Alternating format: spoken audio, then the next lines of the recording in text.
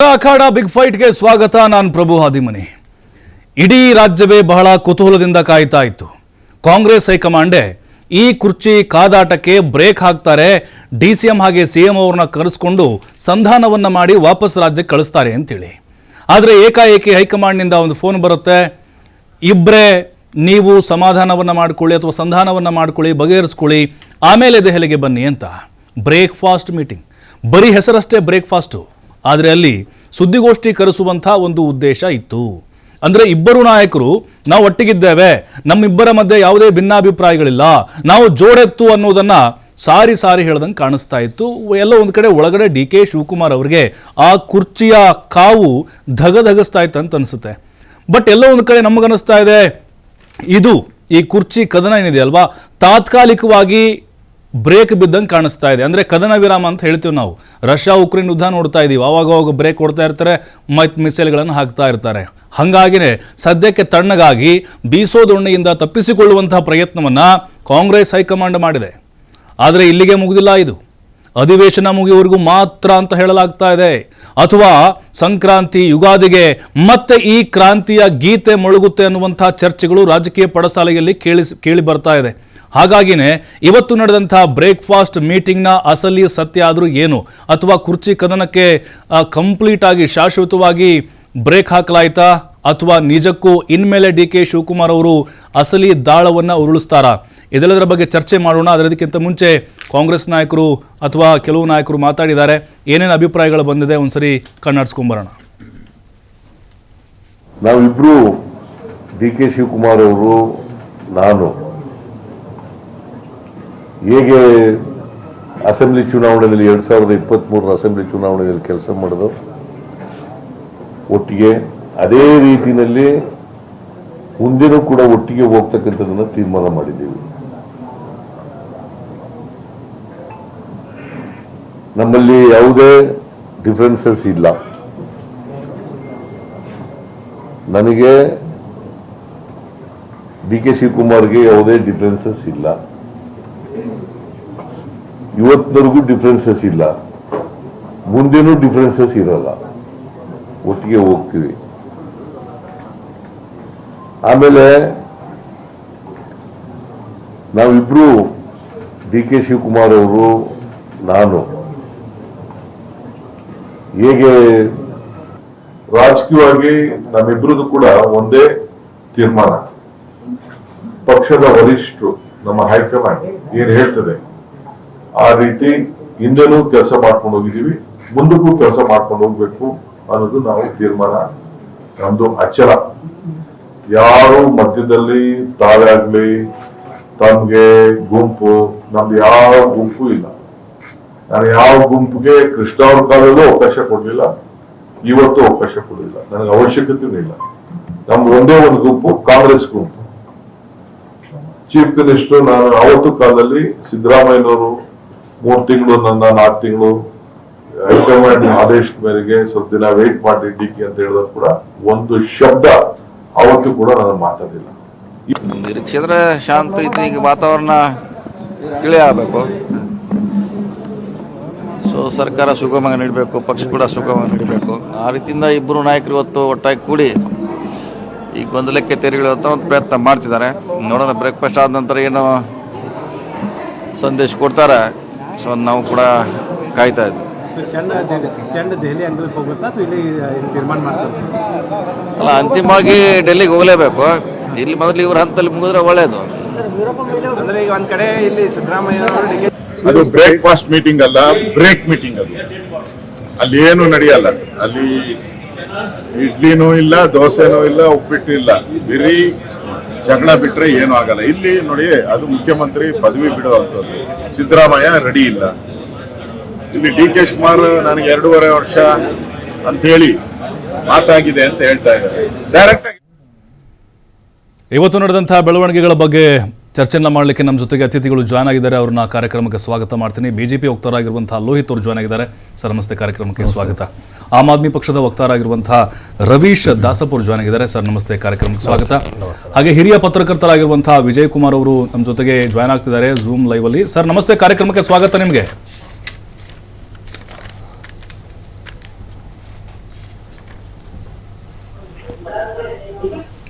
Hello. Yes sir ಕೇಳಿಸ್ತಾ ಇದೆ. ಲೋಹಿತ್ ಅವರೇ, ಈಗ ಇವತ್ತಿನ ಬ್ರೇಕ್ಫಾಸ್ಟ್ ಮೀಟಿಂಗ್ ನೋಡಿದ್ರಿ, ಕೆಲವೊಂದು ಕಡೆ ಇಬ್ಬರು ನಾಯಕರು ನಾವು ಒಟ್ಟಿಗಿದ್ದೇವೆ ಅನ್ನುವಂಥ ಒಂದು ಸಂದೇಶವನ್ನು ಕೊಟ್ಟಂಗಿತ್ತು. ನಿಮ್ಮ ಪ್ರಕಾರ ಇವತ್ತಿನ ಇಬ್ಬರ ಮೀಟಿಂಗ್ ಅನ್ನ ನೋಡ್ತಾ ಇದ್ರೆ ಇದೆಲ್ಲದಕ್ಕೂ ತೆರೆ ಎಳೆದ್ರ ಅಥವಾ ಅಸಲಿ ಆಟ ಇನ್ಮೇಲೆ ಶುರು ಮಾಡ್ತಾರಂತ ಅನ್ಸುತ್ತಾ? ಒಂದು ಇವತ್ತೇನು ಕಳೆದ ಒಂದು ವರ್ಷದಿಂದನೂ ಸಹ, ಒಂದು ವರ್ಷ ಅಂತಲ್ಲ, ನೀವು ಗಮನಿಸ್ದಂಗೆ ಏನು ಈ ಸರ್ಕಾರ 2023 ಬಂದಂಥ ಸಂದರ್ಭದಲ್ಲೇ ಯಾರು ಮುಖ್ಯಮಂತ್ರಿ ಆಗಬೇಕು ಅನ್ನೋ ದೃಷ್ಟಿಯಲ್ಲಿ ಅಷ್ಟೊಂದು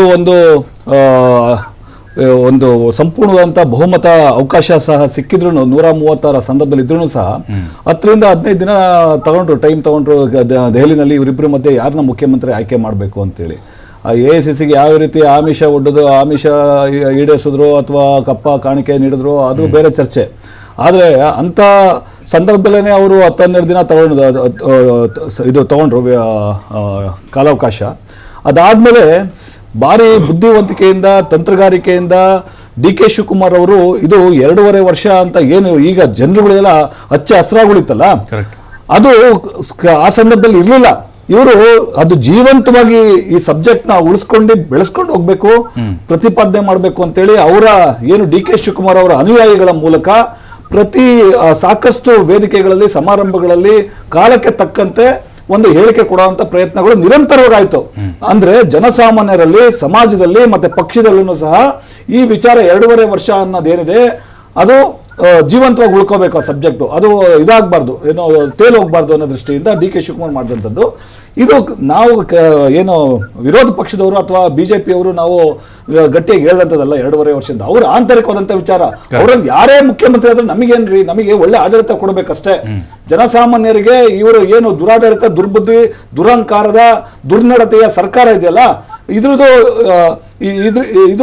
ಇದರಿಂದ ಏನು ಜನ ಇದು ಕಂಗೆಟ್ಟಿದ್ದಾರೆ, ಒಂದು ನೋವಲ್ಲಿ ಅನುಭವಿಸ್ತಿರಲ್ಲ, ಅದನ್ನ ಒಂದು ರೀತಿಯಲ್ಲಿ ಇವರು ತಿತ್ಕೊಂಡು ಒಳ್ಳೆ ಸರ್ಕಾರ ನೀಡಬೇಕು ಅನ್ನೋದು ನಮ್ಮ ಉದ್ದೇಶ ಇರೋಂಥದ್ದು.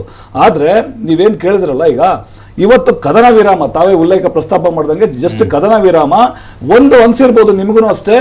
ಇವತ್ತು ಏನು ಕಳೆದ 1 ತಿಂಗಳಿಂದ ಹೆಚ್ಚಿನ ರೀತಿ ಪ್ರಹಸನ ನಡೀತಾ ಇತ್ತು ಕಾಂಗ್ರೆಸ್ ಅಲ್ಲಿ, ಅದನ್ನ ಒಂದು ಗಟ್ಟಿಯಾಗಿ ನಿಲುವು ತಗೊಳ್ಳೋದಕ್ಕೆ ಆ ಶಕ್ತಿ, ಆ ದಮ್ಮು, ಆ ತಾಕತ್ತು ಇವತ್ತು AICC ಹೈಕಮಾಂಡ್ಗೂ ಇಲ್ಲ. ಸಿದ್ದರಾಮಯ್ಯರಿಗೂ ಆ ಶಕ್ತಿ ಕಳ್ಕೊಂಡಿದ್ದಾರೆ, ಮತ್ತೆ ಇವರು DK ಶಿವಕುಮಾರ್ಗೂ ಆ ಶಕ್ತಿ ಕಳ್ಕೊಂಡಿದ್ದಾರೆ. ಹಂಗಾಗಿ ಒಂದು ಕಾಂಪ್ರಮೈಸಿಂಗ್ ಒಂದು ಚರ್ಚೆ ಅಷ್ಟೇ ಇವತ್ತು ಒಂದು ಸಮಾಜಕ್ಕೆ, ಒಂದು ಅವ್ರ ಪಕ್ಷಕ್ಕೆ ಒಂದು ತಿಳಿ ಹೇಳುವಂತ ಒಂದು ಪ್ರಯತ್ನ ಅಷ್ಟೇ ಬಿಟ್ರೆ ಇದು ಮುಂದೆ ಇನ್ನು ಹೆಚ್ಚಿನ ರೀತಿ ಇದು ಭುಗಿಲೆದುಕೊಳ್ಳುತ್ತೆ. ಇದು ಎಲ್ಲ ಒಂದು ಹಂತಕ್ಕೆ ಇವತ್ತು ಅಧಿವೇಶನ ಇರೋದ್ರಿಂದ ತಾತ್ಕಾಲಿಕವಾಗಿ ಮಾತ್ರ ಇವತ್ತು ಕದನ ವಿರಾಮ, ಮುಂದೆ ಇದು ಬಾರಿ ದೊಡ್ಡ ಮಟ್ಟಕ್ಕೆ ಪಕ್ಷನೇ ಓಡಾಗಂತ ಒಂದು ಸನ್ನಿವೇಶ ಉದ್ಭವ ಆಗುತ್ತೆ. ನಿಜ ಸರ್.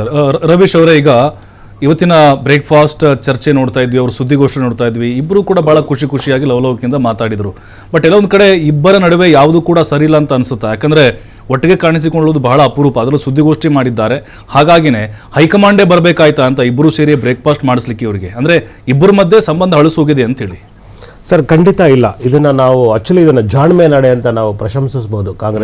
ಕರ್ನಾಟಕ ಕಾಂಗ್ರೆಸ್ಸಲ್ಲಿ ಇವಾಗ ಭಾರತದಲ್ಲಿ ಕಾಂಗ್ರೆಸ್ಗಿರೋದೇ 3 ರಾಜ್ಯಗಳು, ಅದರಲ್ಲಿ ಪ್ರಬಲವಾಗಿರೋದು ನಮ್ಮ ಕರ್ನಾಟಕ ರಾಜ್ಯ. ಕರ್ನಾಟಕ ಚಿನ್ನದ ಮಟ್ಟ ಹೇಳೋಕೊಳ್ಳಿ ಕಾಂಗ್ರೆಸ್ಗೆ.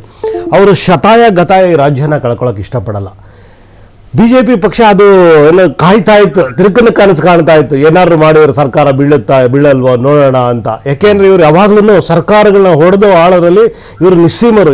ಎಲ್ಲ ರಾಜ್ಯಗಳಲ್ಲೂ ಇವರು ಹಿಂಬಾಗಿಲಿನಿಂದ ಸುಮಾರು ಸರ್ಕಾರಗಳನ್ನ ಬೀಳಿಸಿದ್ದಾರೆ. ಆದರೆ ಏನಾಗುತ್ತೆ ಅಂದರೆ ಇವರು ಸಿದ್ದರಾಮಯ್ಯ ಅವ್ರನ್ನ ಕೆಣಕೋದು ಅಷ್ಟು ಸುಲಭ ಅಲ್ಲ. ಸಿದ್ದರಾಮಯ್ಯ ಬಂದ್ಬಿಟ್ಟು ಇಡೀ ರಾಷ್ಟ್ರದಲ್ಲಿ ಕಾಂಗ್ರೆಸ್ಗೆ ಏಕೈಕ ಅಹಿಂದ ನಾಯಕ. ಅವರನ್ನು ಕೆಣಕಿದ್ರೆ ಸರ್ಕಾರನ ಉಳಿಸ್ಕೊಳ್ಳೋಕ್ಕೆ ಸಾಧ್ಯನೇ ಇಲ್ಲ ಅಂತ ಮಲ್ಲಿಕಾರ್ಜುನ್ ಖರ್ಗೆ ಸಾಹೇಬ್ರಿಗೂ ಗೊತ್ತು, ರಾಹುಲ್ ಗಾಂಧಿ ಅವ್ರಿಗೂ ಗೊತ್ತು, ಸೋನಿಯಾಜಿಗೂ ಅವ್ರಿಗೂ ಗೊತ್ತು. ಹಾಗಾಗಿ ಅವರು ಯಾವುದೇ ಕಾರಣಕ್ಕೂ ಸಿದ್ದರಾಮಯ್ಯನ ಹೊರತುಪಡಿಸಿ ಕಾಂಗ್ರೆಸ್ ಸರ್ಕಾರನ ಊಹಿಸ್ಕೊಳ್ಳೋಕೆ ಆಗದೇ ಇರೋವಂಥ ವಿಷಯ ಆಗಿರೋದ್ರಿಂದ DK ಶಿವಕುಮಾರ್ ವಸ್ತುಸ್ಥಿತಿನ ಮನಗಂಡು ಅವರು ಎಲ್ಲೋ ಒಂದು ಕಡೆ ಒಂದು ಸ್ಟೆಪ್ ಡೌನ್ ಆಗಿ ಸದ್ಯದ ಪರಿಸ್ಥಿತಿನ ನಾನು ಈ ಕಾಳಗಕ್ಕೆ ಹೋದರೆ ಸರಿ ಇಲ್ಲ. ಮತ್ತು ಅವ್ರಿಗೆ ಏನಾಗಿದೆ ಅಂದರೆ BJP ಮೇಲೆ ವಿಶ್ವಾಸ ಕಡಿಮೆ ಇದೆ DK ಶಿವಕುಮಾರ್ ಅವ್ರಿಗೆ. BJP ಯಾವಾಗಲೂ ನೋಡ್ಕೊಳ್ಳಿ ನೀವು, ಏಕನಾಥ್ ಶಿಂದೆನ ಮುಖ್ಯಮಂತ್ರಿ ಮಾಡ್ತಾರೆ ಮತ್ತೆ ಉಪಮುಖ್ಯಮಂತ್ರಿ ಮಾಡ್ತಾರೆ, ದೇವೇಂದ್ರ ಫಡ್ನವೀಸ್ನ ಮುಖ್ಯಮಂತ್ರಿ ಮಾಡ್ತಾರೆ ಉಪಮುಖ್ಯಮಂತ್ರಿ ಮಾಡ್ತಾರೆ. ಅದಕ್ಕಿಂತ ಅಲ್ಲೋ ಮುಖ್ಯಮಂತ್ರಿ ಆಗಿ 6 ತಿಂಗಳು 3 ತಿಂಗಳಿಗೆ ಬಿದ್ದೋದಕ್ಕಿಂತ ಇಲ್ಲೇ ಅಟ್ಲೀಸ್ಟ್ ಉಳಿದಿರೋ 2.5 ವರ್ಷ ನಾನು ಉಪಮುಖ್ಯಮಂತ್ರಿಯಾಗಿ ರಾಜ್ಯಾಧ್ಯಕ್ಷನಾಗಿ ಜನಸಂಪನ್ಮೂಲ 4 ಹುದ್ದೆಗಳನ್ನ ಕೊಟ್ಟಿರೋ ಕಾಂಗ್ರೆಸ್ ಜೊತೆ ಕಾಂಗ್ರೆಸ್ಸನ್ನು ಏನು ಕೊಟ್ಟಿದ್ದಾರೆ ಆ ಅಧಿಕಾರನ ಉಳಿಸ್ಕೊಂಡು ಹೋಗೋದು ರಾಜ್ಯದ ದೃಷ್ಟಿಯಿಂದ ಮತ್ತು ಕಾಂಗ್ರೆಸ್ ಹಿತದೃಷ್ಟಿಯಿಂದ ಒಳ್ಳೆಯದು ಅಂತ ಮನಗಂಡವರು ಇವತ್ತು ಸಿದ್ದರಾಮಯ್ಯ ಜೊತೆ ಒಡಂಬಡಿಕೆ ಏನು ಮಾಡ್ಕೊಂಡಿದ್ದಾರೆ ನಮಗೆ ಗೊತ್ತಿಲ್ಲ. 2.5 ವರ್ಷ ಆಗಿರ್ಬೋದು ಅಥವಾ 5 ವರ್ಷ ಸಂಪೂರ್ಣವಾಗಿ ಮಾಡಿದ್ದಾರೆ ಅಂತ. ಅದು ಕೆಲವು ನಾಯಕರು 4-5 ಬೆರಳೆಣಿಕೆಷ್ಟು ಜನಗಳ ಮಧ್ಯದಲ್ಲಿ ಮಾತ್ರ ನಡೆದಿರುತ್ತೆ. ಅದು ಸುಮ್ಮನೆ ಬೇರೆ ಬೇರೆ ಪಕ್ಷದ ನಾಯಕರು ಅದನ್ನು ಅದೇ ಒಂದು ವಿಷಯನ ಇಟ್ಕೊಂಡು ಅವ್ರು ಮನಗಂಡ್ಬಿಟ್ಟು ಅವ್ರಿಗೆ ಸಿಕ್ಕಾಬಟ್ಟೆ ಟ್ರೋಲ್ ಮಾಡಿ ಕಾಟ ಕೊಡ್ತಾ ಇದ್ದಾರೆ. ಅದು ವಸ್ತುಸ್ಥಿತಿ ಗೊತ್ತಿರೋದು ಕೆಲವೇ ಜನರಿಗೆ ಮಾತ್ರ. DK ಶಿವಕುಮಾರ್ ಯಾಕೆ ಈಗ ಈ ಟರ್ಮಲ್ಲಿ ಆಗಬೇಕು ಅಂತಿದ್ದಾರೆ ಅಂತ ಹೇಳಿದ್ರೆ, ಮುಂದಿನ ದಿನಗಳಲ್ಲಿ ಕಾಂಗ್ರೆಸ್ ಅಧಿಕಾರಕ್ಕೆ ಬರುತ್ತೋ ಇಲ್ಲೋ ಗೊತ್ತಿಲ್ಲ, ಅಥವಾ ಅಧಿಕಾರಕ್ಕೆ ಬಂದ್ರು MB ಪಾಟೀಲ್, ಜಾರಕಿಹೊಳಿ, ಇನ್ನು ಪರಮೇಶ್ವರ್ ಅವ್ರು ಬಿಡ್ಬೇಕಲ್ಲ ಸರ್. ಹಾಗಾಗಿನೇ ಇದೇ ಟೈಮ್ ಆಗಬೇಕು ಅಂತ ಅವರು ಡಿಸೈಡ್ ಮಾಡೋದಂಗೆ ಕಾಣಿಸ್ತಾ ಇದೆ ಸರ್. ಅದು ಆಸೆ ಪಡೋದು ಖಂಡಿತವಾಗ್ಲೂ ತಪ್ಪಿಲ್ಲ. ಆದರೆ ಮುಂದಿನ ದಿನಗಳಲ್ಲಿ ಇವರು ಅಧಿಕಾರಕ್ಕೆ ಬರ್ತಾರೆ ಬರಲ್ಲ ಅಂತ ಭವಿಷ್ಯ ನುಡಿಯೋಕ್ಕೆ ಯಾರಿಂದಲೂ ಸಾಧ್ಯ ಆಗಿಲ್ಲ. ಯಾಕೆ ಅಂತಂದ್ರೆ BJP ಒಂದು 30 ವರ್ಷಗಳ ಹಿಂದೆ ಕನಸು ಮನಸ್ಸಲ್ಲೂ ನಾವು ರಾಷ್ಟ್ರದ ಚುಕ್ಕಾಣಿ ಹಿಡಿತೀವಿ ಅಂತ ಅಂದ್ಕೊಂಡೇ ಇರಲಿಲ್ಲ. ಜನ ಯಾವುದೋ ಒಂದು ವಿಷಯ ಧರ್ಮಾಧಾರಿತವಾಗಿ ಇವರು ತಗೊಂಡೋಗಿ ಇಡೀ ರಾಷ್ಟ್ರದ ಜನಗಳನ್ನೆಲ್ಲ ಧರ್ಮದ ವಿಷಯದಲ್ಲಿ ಮುಳುಗಿಸ್ಬಿಟ್ಟು ಜನರನ್ನ ಅವ್ರನ್ನ ಏನೋ ದಾರಿ ದಿಕ್ಕು ತಪ್ಪಿಸಿ ಅವ್ರನ್ನ ಕರ್ಕೊಂಡ್ಬಂದು ಹೋಟ್ ಹಾಕಿಸ್ಕೊಂಡ್ರು. ಆದ್ರೆ ವಾಸ್ತವವಾಗಿ ಏನು ನಡೀತಿದೆ ಅಂತ ಎಲ್ರಿಗೂ ಗೊತ್ತು ಅಂತ ಯಾರೂ ಅಂದ್ಕೊಂಡಿಲ್ಲ. ಆದರೆ ಮುಂದಿನ ದಿನಗಳಲ್ಲಿ ಕಾಂಗ್ರೆಸ್ ಬರುತ್ತೆ ಇಲ್ಲ ಅನ್ನೋದು ಗೊತ್ತಿಲ್ಲ. ಆದರೆ ಒಂದಲ್ಲ ಒಂದು ದಿನ ಬರ್ಬೋದೇನೋ ಅಂತ ಆಸೆಯಿಂದ ಅವ್ರು ಹೇಳಿರ್ಬೋದು. ಬರ್ಲಿಲ್ಲ ಅಂದ್ರೂ ಅಟ್ಲೀಸ್ಟ್ ಈಗ ಆಗೋಣ ಅಂತ ಆಸೆ ಪಟ್ಟಿರೋದ್ರಲ್ಲಿ ತಪ್ಪಿಲ್ಲ. ಆದ್ರೆ ವಾಸ್ತುಸ್ಥಿತಿ ಹೋಗೋದು ನೋಡಿದ್ರೆ ಸಿದ್ದರಾಮಯ್ಯ ಅವರು ಇದು ವ್ಯಕ್ತಿಯಾಗಿ ಉಳ್ಕೊಂಡಿಲ್ಲ, ಅವರು ಮಹಾಶಕ್ತಿಯಾಗಿ ಉಳ್ಕೊಂಡಿದ್ರು. ಇವತ್ತು ಕರ್ನಾಟಕ ರಾಜ್ಯದಲ್ಲಿ ಯಾರು ಅನ್ಕ್ವಶನಬಲ್ ಲೀಡರ್ ಅಂತ ಏನಾದ್ರು ಅಹಿಂದ ನಾಯಕ ಅಂದ್ರೆ ಅದು ಸಿದ್ದರಾಮಯ್ಯ ಒಬ್ಬರೇ. ಹಾಗಾಗಿ ಅವ್ರ ಜೊತೆ ಹೋಗೋದಕ್ಕೆ ಈ ಸದ್ಯದ ಪರಿಸ್ಥಿತಿನಲ್ಲಿ ಅವ್ರು ಒಡಂಬಡಿಕೆ ಮಾಡ್ಕೊಂಡು ಮುಂದೆ ಹೋಗ್ತಾ ಇದ್ದಾರೆ ಅಂತ ನನ್ನ ವೈಯಕ್ತಿಕ ಅಭಿಪ್ರಾಯ, ಪಕ್ಷದ ಅಭಿಪ್ರಾಯ. ಖಂಡಿತ ಸರ್. ವಿಜಯ್ ಕುಮಾರ್ ಸರ್, ಈಗ ಇವತ್ತಿನ ಬ್ರೇಕ್ಫಾಸ್ಟ್ ಮೀಟಿಂಗ್ ನೋಡ್ತಾ ಇದ್ರೆ ಈ ಕುರ್ಚಿ ಕದನಕ್ಕೆ ಅಲ್ಪ ವಿರಾಮ ಹಾಕದಂಗೆ ಕಾಣಿಸ್ತಾ, ಅಂದ್ರೆ ಒಂದ್ ರೀತಿ ಟೈಮ್ ತಗೊಳ್ತಾ ಅಂತ ಈ ಒಂದು ಹೈಕಮಾಂಡ್ ಮನಸ್ಥಿತಿ. ಅಂದ್ರೆ ಈಗ ಅಧಿವೇಶನ ಮುಗಿಯವರೆಗೂ ಕಾಯ್ಬೇಕಾ ಅಥವಾ ಸಂಕ್ರಾಂತಿ ಯುಗಾದಿ ಮುಗಿಯವರೆಗೂ ಒಂದು 6 ತಿಂಗಳ ಒಂದು ಎಕ್ಸ್ಟೆಂಡ್ ಆಗ್ಬೋದಾ ಅಂತ ಹೇಳಿದ್ದು. ಈಗ ವಸ್ತುಸ್ಥಿತಿ ಏನಿದೆ ಅಂತಂದ್ರೆ, ಇವರು ಕಳೆದ 2 ತಿಂಗಳಿಂದ ಅಥವಾ ಪ್ರಾಬ್ಲಿ 3-4 ತಿಂಗಳಿಂದ ಈ ಆಂತರಿಕ ಕಲಹ ಇದ್ದೇ ಇದೆ. ಇದರಿಂದ ಏನಾಗಿದೆ ಅಂದ್ರೆ ರಾಜಕೀಯ ಪ್ರಕ್ಷುಬ್ಧತೆ ಮತ್ತು ಅರಾಜಕತೆ ಇದು ಸೃಷ್ಟಿಸಿದೆ ರಾಜ್ಯದಲ್ಲಿ. ಇದರ ಪರಿಣಾಮ ಏನಾಗಿದೆ ಅಂತಂದ್ರೆ ಜನರಲ್ಲಿ ಸರ್ಕಾರದ ಮೇಲೆ ನಂಬಿಕೆನೂ ಹೊರಟೋಗಿದೆ. ಈ ಸಂದೇಶ ನಮ್ಮ ಕಾಂಗ್ರೆಸ್ ಹೈಕಮಾಂಡ್ಗೆ ಆಗಲೇ ತಲುಪಿದೆ. ಕರ್ನಾಟಕದಲ್ಲಿ ಏನೇನು ಮಾತಾಡ್ತಾ ಇದ್ದಾರೆ ಜನ, ಸರ್ಕಾರದ ಬಗ್ಗೆ ಏನೇನು ಕೀಳಾಗಿ ಮಾತಾಡ್ತಾ ಇದ್ದಾರೆ, ವಿರೋಧ ಪಕ್ಷಗಳು ಏನು ಮಾತಾಡ್ತಾ ಇದ್ದಾರೆ, ಇದೆಲ್ಲಾನು ಸಂದೇಶ ಹೋಗಿ ಅವರಿಗೆ ತಲುಪಿದೆ. ಇದು ಬಿಟ್ಟು ಜೊತೆಗೆ ಬಿಹಾರಲ್ಲಾಗಿರೋ ಎಲೆಕ್ಷನ್ನಿಂದ ಹೊಡೆತ, ಆಮೇಲೆ ಈಗ ರಾಹುಲ್ ಗಾಂಧಿ ಅವರ ಮನಸ್ಸಿನಲ್ಲಿ ಇರೋದು ತಲೆಯೊಳಗೆ ಇವರಿಗೆ ಒಂದೇ SIR, ಅದರ ಪರವಾಗಿ ವಿರೋಧ ಮಾಡೋದು ಒಂದೇ ಅವ್ರಿಗೆ ಇರೋದು ದೃಷ್ಟಿ. ಅದನ್ನು ಅವರು ಡೈವರ್ಟ್ ಮಾಡಕ್ಕೆ ಇಷ್ಟಪಡ್ತಾ ಇಲ್ಲ. ಇದು ಬಿಟ್ಟು ಅವರು 4 ಜನದ ತಂಡ ಮಾಡಿಕೊಂಡು ಕರ್ನಾಟಕದ ಬಗ್ಗೆ ಏನು ಮಾಡಬೇಕು ಅಂತ ಅವ್ರು ಯೋಚನೆ ಮಾಡೋ ಪರಿಸ್ಥಿತಿ ಒಳಗೇನೇನೆ. ನಾಳೆಯಿಂದ ಪಾರ್ಲಿಮೆಂಟ್ ಶುರುವಾಗ್ತಾ ಇದೆ 1ನೇ ತಾರೀಕಿಂದ. ಅವ್ರಿಗೆ ಅಲ್ಲಿ ಫೇಸ್ ಮಾಡಬೇಕು ಪಾರ್ಲಿಮೆಂಟ್ ಅಲ್ಲಿ ಬಿಹಾರ ಎಲೆಕ್ಷನ್ ಅವ್ರ ಮೇಲೆ ಪ್ರಹಾರಗಳು ಎಷ್ಟೆಷ್ಟು ನಡೆಯುತ್ತೆ ಅದನ್ನ ತಡ್ಕೋಬೇಕು ಅವರು. ಇದರ ಮಧ್ಯ ಇಂಟರ್ನಲ್ ಡೆಮಾಕ್ರಸಿ ನಿಮ್ ಪಾರ್ಟಿ ಒಳಗೆ ಇಲ್ಲ, ಅಂದ್ರೆ ಆಂತರಿಕ ಪ್ರಜಾಪ್ರಭುತ್ವ ಕಾಂಗ್ರೆಸ್ ಪಕ್ಷದಲ್ಲೇ ಇಲ್ಲ, ಬೇರೆ ಇದರಲ್ಲಿ ಯಾಕೆ ಮಾತಾಡ್ತೀರಿ ಅಂತ ಅವ್ರಿಗೆ ನಗೆಪಾಟ್ಲು ಮಾಡ್ತಾರೆ ಪಾರ್ಲಿಮೆಂಟ್ ಅಲ್ಲಿ. ಇವೆಲ್ಲ ಇದ್ರ ಮೇಲೆ ದುಷ್ಪರಿಣಾಮ ಬೀರಿದೆ. ಅದರಿಂದ 2 ಕಾರಣ ಇರ್ಬೋದು. ಒಂದು, ಪಾರ್ಲಿಮೆಂಟ್ ಶುರುವಾಗ್ತಾ ಇದೆ, 8ನೇ ತಾರೀಕಿಂದ ಅಧಿವೇಶನ ಶುರುವಾಗ್ತಾ ಇದೆ ಕರ್ನಾಟಕದಲ್ಲಿ. ಇದೆರಡೂ ಇರೋದ್ರಿಂದ ತಾತ್ಕಾಲಿಕವಾಗಿ ನೀವು ತಟಸ್ಥರಾಗಿರಿ ಅಂತ ಹೇಳಿರ್ಬೋದು. 2ನೇದು ಇವತ್ತಿನ ಬ್ರೇಕ್ಫಾಸ್ಟ್ ಮೀಟಿಂಗ್ ಏನಂತಂದ್ರೆ, ಅಲ್ಲಿಂದ ಈ ಶಾಲೆ ಮಕ್ಕಳಲ್ಲಿ ಹೇಳ್ತಾ ಇರ್ಲಿಕ್ಕೆ ಜಗಳಾಡುವಾಗ ಚುಪ್ ಅಂತಾರಲ್ಲ, ಹಂಗೆ ಹೇಳಿರ್ಬೋದು. ಸುಮ್ಮನೆ ಕೂತ್ಕೊಳ್ಳಿ ಸದ್ಯಕ್ಕೆ, ಏನು ಮಾಡಬೇಡಿ ಹಾಗಂತ. ನಾಳೆ ಅವ್ರು ಹೇಳಿದ್ದಾರೆ, ಕರಿತಾ ಇದ್ದಾರೆ, ನಾಳೆ ಹೋಗ್ತೀವಿ ನಾವು ಅಲ್ಲಿಗೆ. ಇವೆಲ್ಲಾನು ಅಂತೆ ಪುರಾಣಗಳೇನೇ. ಇವ್ರು ಅಲ್ಲಿ ಹೋದ್ಮೇಲೆ ಅವ್ರು ಕರೆದ್ರೆ, ರಾಹುಲ್ ಗಾಂಧಿ ನಿರ್ಧಾರ ಮಾಡಿ ಕರೆದ್ರೆ, ಇದರಲ್ಲಿ ಸೋನಿಯಾ ಗಾಂಧಿ ಅವ್ರ ಮಹಾಪಾತ್ರ ಏನಿಲ್ಲ. ಒಂದು, ಅವ್ರ ವಯಸ್ಸು. 2ನೇದು, ರಾಹುಲ್ ಗಾಂಧಿದೇ ಅಂತಿಮ ತೀರ್ಮಾನ ಅನ್ನೋದು ಪ್ರಪಂಚಕ್ಕೆ ಗೊತ್ತಿದೆ, ಅವರೇ ಹೆಡ್ ಮಾಸ್ಟ್ರು. ಅರ್ಥವಾಯ್ತಾ? ಆದ್ರಿಂದ ಕಾದು ನೋಡೋ ಪರಿಸ್ಥಿತಿ ಕರ್ನಾಟಕದವ್ರಿಗೆ ಕಾದಿದೆ. ಯಾರಿಗೆ ಜನಕ್ಕಲ್ಲ, ಈ ರಾಜಕೀಯದವ್ರಿಗೆ ಕರ್ನಾಟಕದ ಕಾಂಗ್ರೆಸ್ ಪಕ್ಷದವರಿಗೆ, ಅದರಲ್ಲಿ ಇಬ್ಬರು ನೇತಾರರಿಗೆ, ನಿಜ. ಯಾರು ನಾನು ಅಂತ ಇದ್ರು ಅವರಿಗೆ ಈಗ ತಾತ್ಕಾಲಿಕವಾಗಿ ಶಮನ ಮಾಡ್ಕೊಳ್ಳಿ ಅಂತ ಒಂದು ಸಂದೇಶ. Yes sir. ಅಂದ್ರೆ ಅವ್ರು ಹೇಳಿದ್ದಾರೆ ಅಂತಲ್ಲ, ಈಗ ಅಲ್ಲಿ ಏರ್ಪಟ್ಟಿರೋ ಸಂದರ್ಭಗಳಿಂದ ಇವ್ರ ಮನಸ್ಸಿಗೆ ಇದು ಬಂದಿರಬಹುದು. ಇದು ಒಂಥರ ನಾಟಕನೇ. ಬರ್ತೀನಿ ವಿಜಯ್ ಕುಮಾರ್ ಸರ್, ಬರ್ತೀನಿ. ಒಂದು ಬ್ರೇಕ್ನ ಸಮಯ ಆಗಿದೆ. ಬರ್ತೀನಿ ಸರ್, ಬರ್ತೀನಿ, ವಾಪಸ್ ಬರ್ತೀನಿ. ಒಂದು ಬ್ರೇಕ್ ಇರುತ್ತೆ, ಬ್ರೇಕ್ ಆದ ಕುಮಾರ್ ಸರ್ ಹೇಳ್ತಾ ಇದ್ರಿ ಈ ಹೈ ಡ್ರಾಮಾಗಳ ಬಗ್ಗೆ. ನನಗೊಂದು ಕುತೂಹಲ ಇರೋದು, ಈಗ ದೇವರಾಜ್ ಅರಸು ಅವರ ದಾಖಲೆ ಮುರಿಯೋಕೆ ಸಿದ್ದರಾಮಯ್ಯನವರು ಕಾಯ್ತಾ ಇದ್ದಾರೆ. ಅದರ ಜೊತೆಗೆ ಅದಾದ ಮೇಲೆ ಅವಧಿ ಮುಗಿದ ಮೇಲೆ ಅವರಾಗೆ ಬಿಟ್ಕೊಡ್ತಾರೆ.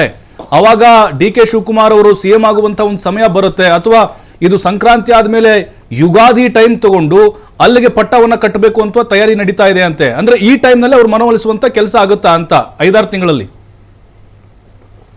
ಈಗ ಪರಿಸ್ಥಿತಿ ಏನಾಗಿದೆ ಅಂದ್ರೆ 2 ಸೆಷನ್ ಇರೋದು ಒಂದು, ಹೌದು. 3ನೇದು SIR ಇರೋದು ಒಂದು, ತಕ್ಷಣದಲ್ಲೇ ಎಲೆಕ್ಷನ್ ಬರ್ತಾ ಇದೆ 2 ತಮಿಳುನಾಡಲ್ಲಿ, ಕೇರಳದಲ್ಲಿ. ಈ ದೃಷ್ಟಿಗಳು ಅವ್ರ ಮೇಲಿದೆ. 2ನೇದು ಈ 17ನೇ ಬಜೆಟ್ ಪ್ರೆಸೆಂಟ್ ಮಾಡಬೇಕು ಯಾರು, ಸನ್ಮಾನ್ಯ ಸಿದ್ದರಾಮಯ್ಯನವರು. ಹೌದು. ಅದು ರೆಕಾರ್ಡ್ ಆಗುತ್ತೆ ದೇಶದಲ್ಲಿ. ಅದಕ್ಕೋಸ್ಕರ ಅದು ಮಾರ್ಚ್ವರೆಗೂ ಇವರಿಗೆ ಬಜೆಟ್ ಪ್ರೆಸೆಂಟ್ ಮಾಡೋವರೆಗೂ ಟೈಮ್ ಕೊಡ್ತಾರಾ, ಅಥವಾ ಅದಾದ್ಮೇಲೆ ಸಿದ್ದರಾಮಯ್ಯನೇ ಮುಂದುವರಿಸೋದಕ್ಕೆ ವಿಚಾರ ಮಾಡ್ತಾರ ಅನ್ನೋದು ಹೈಕಮಾಂಡ್ ಸೇರಿದ ವಿಷಯ. ಯಾವುದೇ ಕಾರಣಕ್ಕೂ ಅವರು ದಿಢೀರಂತ ನಿರ್ಧಾರ ತಗೊಳಕ್ ಸಾಧ್ಯ ಇಲ್ಲ. ಸಿದ್ದರಾಮಯ್ಯನವ್ರನ್ನ ನಾಳೆ ಬದಲಾಯಿಸ್ಬಿಡ್ತೀವಿ ಅಂತ ಹೇಳಿದ್ರೆ ದುಷ್ಪರಿಣಾಮಗಳು ಏನೇನಾಗತ್ತೆ ಅಂತ ಕಾಂಗ್ರೆಸ್ಗೆ ಈಗಾಗಲೇ ವರದಿ ಹೋಗಿದೆ. ಸಾಮಾನ್ಯ ಜನರಿಂದ ಹಿಡಿದು ಅವರು ರಚಿಸಿದ ತಂಡದವರೆಗೂ ಇನ್ಫಾರ್ಮೇಶನ್ ಹೋಗಿದೆ.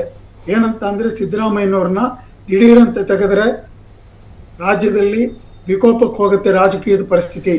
2ನೇದು ಸರ್ಕಾರ ಜಾಸ್ತಿ ದಿವಸ ಇರಲ್ಲ ಅನ್ನೋ ಸಂದೇಶಗಳು ಕೂಡ ಹೋಗಿರೋದ್ರಿಂದ ಯಾವುದೇ ದಿಢೀರ್ ನಿರ್ಧಾರ ತಗೊಳೋದಕ್ಕೆ ಸಾಧ್ಯ ಇಲ್ಲ. ಮೊದಲನೇದು.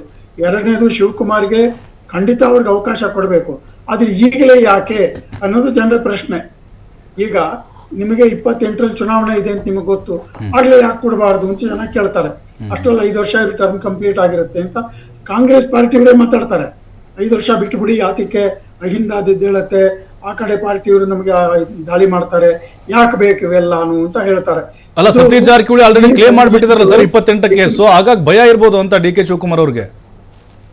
ಖಂಡಿತ ಅವ್ರಿಗೂ ಭಯ ಇದೆ. ಯಾಕೆ ಅಂತಂದ್ರೆ ಈಗ ಆಗಿರೋ ಪರಿಸ್ಥಿತಿಗಳಿಂದ ರಾಜ್ಯ ಸರ್ಕಾರದಲ್ಲಿ ಮುಂದೆ ಬರ್ತೀವೋ ಎಲ್ಲೋ ಅನ್ನೋದು. ಯಾಕಂದ್ರೆ ಬಿಹಾರದಾಗಿದೆ, ಎಲ್ಲ ಕಣ್ಣು ಮುಂದೆ ಇದೆಯಲ್ಲ. ಆಮೇಲೆ ಬಿಜೆಪಿ ಅವ್ರದ್ದು ಒತ್ತಡ ಎಷ್ಟಿದೆ ದೇಶದಲ್ಲಿ, ಕರ್ನಾಟಕದ ಮೇಲೆ ಅದ್ರ ಪರಿಣಾಮಗಳು ಏನಾಗಬಹುದು, ಇವೆಲ್ಲಾನು ಅವ್ರ ಗಮನದಲ್ಲಿ ಇರುತ್ತೆ. ಆದ್ರೂ ಯಾವತ್ತು failure is A stepping stone for success ಅಂತ ಹೇಳ್ತಾರೆ ಇಂಗ್ಲಿಷ್ ನಲ್ಲಿ. ಹಾಗೆ ಶಿವಕುಮಾರ್ ಮನಸ್ಸಲ್ಲಿ ಬರ್ಬೋದು, ಅವ್ರಿಗೂ ಅವಕಾಶ ಸಿಗುತ್ತೆ ಅನ್ನೋ ನಂಬಿಕೆ ಇರುತ್ತೆ. ಹಾಗಂತ ಅಂದ್ಬಿಟ್ಟು ಒಂದು ಸದೃಢವಾದ ಸರ್ಕಾರನ ಕೆಡವಿ ನಾನು ಅಧಿಕಾರಕ್ಕೆ ಬರ್ತೀನಿ ಅಂತಂದ್ರೆ ಅದು ಪಾರ್ಟಿಗೆ ಮಾಡ್ತಕ್ಕಂಥ ಒಂದು ತೊಂದರೆ ಅಂತಾನೆ ನನ್ನ ಮನಸ್ಸಿಗೆ ಅನ್ಸುತ್ತೆ. ಕರೆಕ್ಟ್ ಸರ್, ಬರ್ತೀನಿ. ಮತ್ತೆ ಲೋಹಿತ್ ಅವರೇ, ಇವತ್ತಿನ ಮೀಟಿಂಗ್ ಏನಿದ್ದಾರೆ, ಇಬ್ಬರು ನಾಯಕರು ಒಟ್ಟಿಗೆ ಸೇರಿದ್ರ ಹಿಂದೆ ಬಿಜೆಪಿ ಕೂಡ ಕಾರಣ ಅಂತ ಹೇಳ್ತಿದ್ದಾರೆ. ಅಂದ್ರೆ ಈಗ ಅವಿಶ್ವಾಸ ನಿರ್ಣಯ ಮಂಡನೆಗೆ ತಾವು ಪ್ಲಾನ್ ಮಾಡಿದ್ರಿ ಅಂದರೆ ಬೆಳಗಾವಿ ಅಧಿವೇಶನದಲ್ಲಿ, ಹಾಗಾಗಿ ಅದು ಕಾಂಗ್ರೆಸ್ಗೆ ಮುಜುಗರ ಆಗುತ್ತೆ ಅನ್ನುವಂಥ ನಿಟ್ಟಿನಲ್ಲಿ ಈ ಒಂದು ಪ್ಲಾನ್ ಮಾಡಿದ್ರು ಅಂತೇಳಿ ಕಾಂಗ್ರೆಸ್ ನಾಯಕರು ಒಂದು ಚರ್ಚೆ ನಡೀತಾ ಇದೆ. ನೀವು ಕಾರಣ ಅಂತ ಬಿಜೆಪಿ ನಾಯಕರು? ಇಲ್ಲ, ನಾವು ಆ ರೀತಿ, ಯಾಕಂದರೆ ಅವರಿಗೆ ಇದಿದೆ, ಮೆಜಾರಿಟಿ ಚೆನ್ನಾಗಿದೆ, 141 ಇದೆ. ಸೊ ಹಂಗಾಗಿ ನಾವು ಅದು ಯಾವುದೇ ರೀತಿ ಪ್ರಯತ್ನ ಮಾಡಿಲ್ಲ. ಬಟ್ ಅವರಿಗೆ ಆತಂಕ ಇತ್ತು, ಯಾಕಂದರೆ ಅವರಲ್ಲಿ ಭಿನ್ನಾಭಿಪ್ರಾಯ, ಆಮೇಲೆ ಬಣಗಳ ರಾಜಕಾರಣ ಆಗಿ ಅವರಲ್ಲೇ ಒಡೆದು 2 3-4 ಭಾಗ ಆಗಂತ ಎಲ್ಲ ಸಾಧ್ಯತೆ ಇತ್ತು. ಹಂಗಾಗಿ ಮುಖ್ಯಮಂತ್ರಿಗಳು ಇವತ್ತು ಪ್ರೆಸ್ ಮೀಟಲ್ಲೂ ಉಲ್ಲೇಖ ಮಾಡಿದ್ದಾರೆ. 66 ಬಿಜೆಪಿ, 19 JDS, ಇವರೆಲ್ಲ ಸೇರ್ಕೊಂಡ್ರೆ 82 ಆಗುತ್ತೆ ಅನ್ನೋ ಲೆಕ್ಕಕ್ಕೆ ಅವರೇ ಆಂತರಿಕವಾಗಿ ಒಂದು ರೀತಿ ಆತಂಕ ವ್ಯಕ್ತಪಡಿಸಿದ್ದಾರೆ. ಸೊ ಇದು ಏನು ಇವತ್ತು ಬೆಳಗ್ಗೆ ಕದನ ವಿರಾಮ ಆಗಿದೆ, ಇದು ಮುಂದಿನ ದಿನಗಳಲ್ಲಿ ಇದೇನು ಈ ಸರ್ಕಾರ ಗಟ್ಟಿಯಾಗಿ ಉಳಿಯೋದು ಕಷ್ಟ ಇದೆ. ಯಾಕಂದರೆ ಇವರು ಆಂತರಿಕವಾಗಿ ಭಾರಿ ದೊಡ್ಡ ಒಂದು ಅಸಮಾಧಾನ ಭುಗಿಲೆದ್ದಿದೆ. ಈ ದೃಷ್ಟಿನಲ್ಲಿ ಇದು ಸುದೀರ್ಘವಾಗಿ ಇದು ಪರಿಪೂರ್ಣ ಸರ್ಕಾರ ಮಾಡೋದು ಕಷ್ಟ ಇದೆ.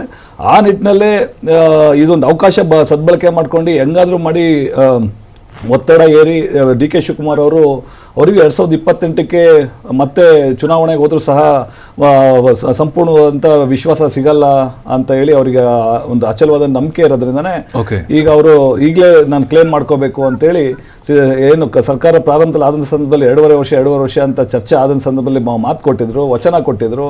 ಇವತ್ತು ಅದು ವಚನ ಒಂದು ರೀತಿ ಮುರಿತಾ ಇದ್ದಾರೆ ಯಾರು ಸಿದ್ದರಾಮಯ್ಯ ಅವರು, ವಚನ ಭ್ರಷ್ಟತೆ ನಿರ್ಮಾಣ ಮಾಡ್ತಿದ್ದಾರೆ. ಆಮೇಲೆ ವಿಶೇಷವಾಗಿ ಇದು ಅವಕಾಶವಾದಿ ರಾಜಕಾರಣಿ ಯಾರು ಸಿದ್ದರಾಮಯ್ಯ. ಹೆಂಗೆ ಅಂತಂದ್ರೆ ನೋಡಿ, ಈಗ 2.5 ವರ್ಷ ಆಯ್ತಾ, ಈಗ ಹೆಂಗಾದ್ರೂ ಮಾಡಿ ಈಗ ಹಿರಿಯರು ಅಲ್ಲಿ ಪತ್ರಕರ್ತರು ಹೇಳ್ದಂಗೆ ಈಗ ಸದನ ಇದೆ, ಅಧಿವೇಶನ ಇದೆ, ಅಧಿವೇಶನ ಆದ್ಮೇಲೆ ನೆಕ್ಸ್ಟ್ ಸಂಕ್ರಾಂತಿ, ಆಮೇಲೆ ಇದು ಅಲ್ಲಲ್ಲ ಇದು ಧನುರ್ಮಾಸ ಅದೆಲ್ಲ ಆದ್ಮೇಲೆ ಸಂಕ್ರಾಂತಿ ಎಲ್ಲ ಆದ್ಮೇಲೆ ಇದು ಬಡ್ಜೆಟ್ ಆಗುತ್ತೆ. ಬಡ್ಜೆಟ್ ಆದ್ಮೇಲೆ ಇದು ಚುನಾವಣೆಗಳು. ಇವತ್ತು ಪ್ರೆಸ್ ಮೀಟಲ್ಲಿ ಹೇಳಿದ್ದಾರೆ, ಗ್ರಾಮ ಪಂಚಾಯತಿ ಎಲೆಕ್ಷನ್ನು ತಳಮಟ್ಟದಿಂದ ಇದು ಪಕ್ಷ ಕಟ್ಟೋದಕ್ಕೆ ಇವೆಲ್ಲ ಪೂರಕವಾಗುತ್ತೆ ಅಂತೇಳಿ ಗ್ರಾಮ ಪಂಚಾಯತಿ, ಜಿಲ್ಲಾ ಪಂಚಾಯತಿ, ತಾಲೂಕ್ ಪಂಚಾಯತಿ, ಆಮೇಲೆ ಜೊತೆನಲ್ಲಿ ಇದು ಪರಿಷತ್ ಚುನಾವಣೆಗಳು, ಇವೆಲ್ಲ ನಿರಂತರವಾಗಿ GBA ಚುನಾವಣೆ ಇವೆಲ್ಲ ಇರೋದ್ರಿಂದ ಅಂದ್ರೆ ನಿಮ್ ಪ್ರಕಾರ ಅವಕಾಶ ಸಿದ್ದರಾಮಯ್ಯನವರು ನಿಮ್ ಪ್ರಕಾರ ಜೊತೆನಲ್ಲಿ ಈಗ ಏನ್ ಮಾಡ್ತಾರೆ ಗೊತ್ತಾ, ನಿಮ್ ಪ್ರಕಾರ ಸಿದ್ದರಾಮಯ್ಯನವರು ಅಧಿಕಾರದಾಹಿ 100%. ಒಂದ್ ನಿಮಿಷ ಅದನ್ನ ಹೇಳ್ಬಿಡ್ತೀನಿ. ಸ್ವಾರ್ಥ ರಾಜಕಾರಣಿ, ಅಧಿಕಾರದಾಹಿ.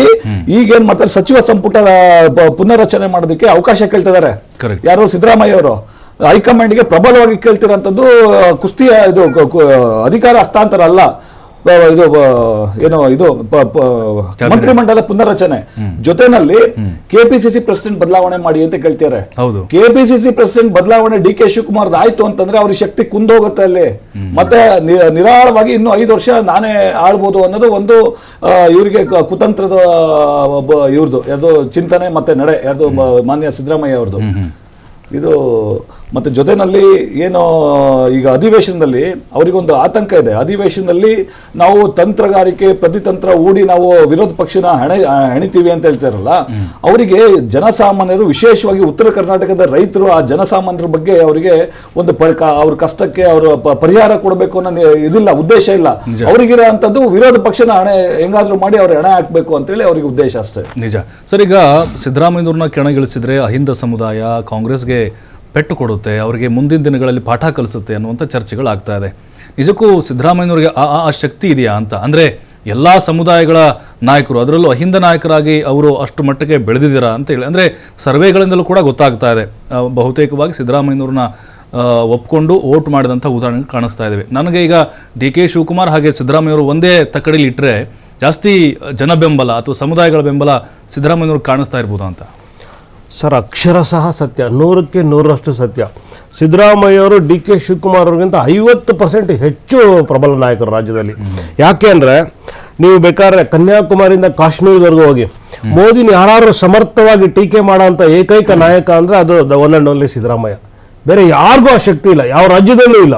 ಹಾಗಾಗಿ ನೀವು ಸಿದ್ದರಾಮಯ್ಯ ಅವರು ಬರೀ ಅಹಿಂದ ನಾಯಕ ಆಗಿ ಉಳ್ಕೊಂಡಿಲ್ಲ. ಅವರು ನಿಮಗೆ ಉತ್ತರ ಕರ್ನಾಟಕದಲ್ಲಿ ಎಷ್ಟು ಜನ ಲಿಂಗಾಯತರನ್ನು ಗೆಲ್ಸ್ಕೊ ಬಂದಿಲ್ಲ. ಕರೆಕ್ಟ್, ಲಿಂಗಾಯತರನ್ನು ಒಪ್ಕೋತಾರೆ ಸಿದ್ದರಾಮಯ್ಯ ಅವ್ರನ್ನ. ಈ ಮೈಸೂರು ಭಾಗ ಹಬ್ಬದಲ್ಲವರು ಅಲ್ಲೂ ಒಪ್ಕೋತಾರೆ. ಅಂದ್ರೆ ಈಗ ಲಿಂಗಾಯತರ ಸಮುದಾಯದ ಬೆಂಬಲ ಸಿದ್ದರಾಮಯ್ಯ ಇದೆಯಾ? ಖಂಡಿತವಾಗ್ಲು ಇರೋದಕ್ಕೆ ತಾನೇ ಇವತ್ತು 136, 140 ಸೀಟ್ ಕೊಟ್ಟಿರೋದು ಅವರು. ಇಲ್ಲಾಂದ್ರೆ ಎಷ್ಟು ಅಷ್ಟು ಸೀಟ್ ಹೆಂಗ್ ಬರಕ್ ಸಾಧ್ಯ ಆಯ್ತು? ಈಗ ಸುಮ್ಮನೆ ಅವರು ಬೂಟಾಟಿಗೆ ಹೇಳ್ಬೋದು ಅಷ್ಟೇ, ಸಿದ್ದರಾಮಯ್ಯ ಶಕ್ತಿ ಕಡಿಮೆ ಆಗಿದೆ ವಿರೋಧ ಪಕ್ಷದವರು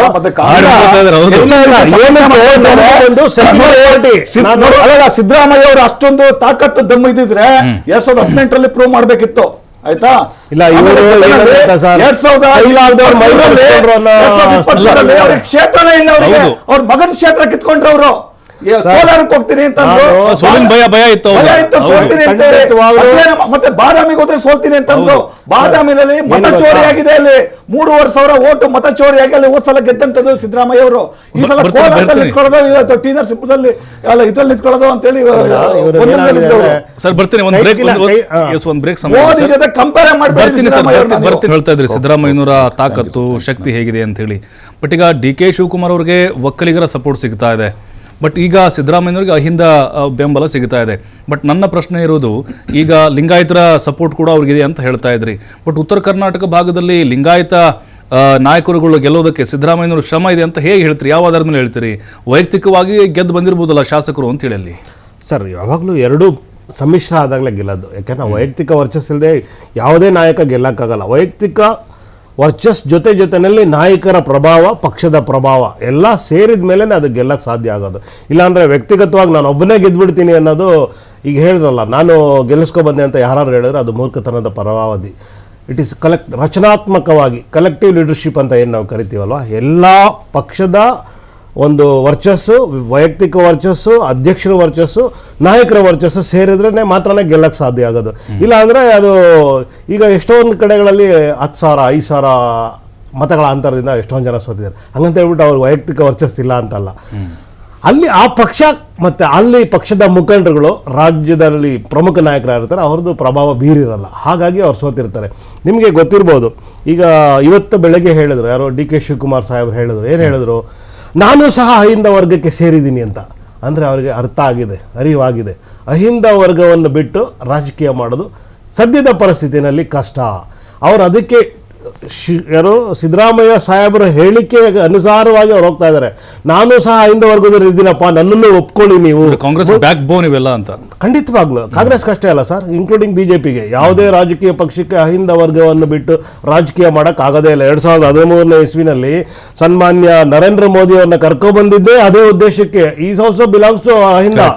ಅದರಿಂದನೇ ಇವ್ರು ಗೆದ್ದಿದ್ದು. ಇಲ್ಲ ಅಂದ್ರೆ ಅವರಲ್ಲಿ ಯಾವುದು ಆ ಚೆಹರ ಇರಲಿಲ್ಲ, ಇವಾಗ ಮ್ಯಾಜಿಕ್ ಮಾಡೋಂಥ ಚೆಹರೆಗಳು ಯಾವುದು ಇರಲಿಲ್ಲ. ಒಂದು ಈಗ ನೀವು ಹೇಳ್ತಾ ಇದ್ರ ಅಹಿಂದ ನಾಯಕರು, ಲಿಂಗಾಯತರು ಕೂಡ ಅವ್ರಿಗೆ ಬೆಂಬಲವಾಗಿ ನಿಲ್ತಾರೆ ಅಂತೇಳಿ, ಕುರುಬರು. ಬಟ್ ಒಂದು ಪ್ರಶ್ನೆ ಕೇಳಿದ್ರು, ಕೆಲವೊಂದು ಸಹಜವಾಗಿ ಬರ್ತಾ ಇರೋದು ಕಮೆಂಟ್ಗಳಲ್ಲಿ, ಆಯ್ತಪ್ಪ ಸಿದ್ದರಾಮಯ್ಯ ಅಹಿಂದ ನಾಯಕರು ಅಥವಾ ಕುರುಬ ನಾಯಕರು ಅಂತ ಹೇಳಿದ್ರೆ ಆ ಸಮುದಾಯಕ್ಕೆ ಏನು ಕೊಟ್ಟಿದ್ದಾರೆ, ಕೊಡುಗೆ ಕೊಟ್ಟಿದ್ದಾರೆ ಅಂತ ಕೇಳ್ತಾ ಇದ್ದಾರೆ. Sir, that is the beauty of Siddaramaiah. Is not belongs to one particular.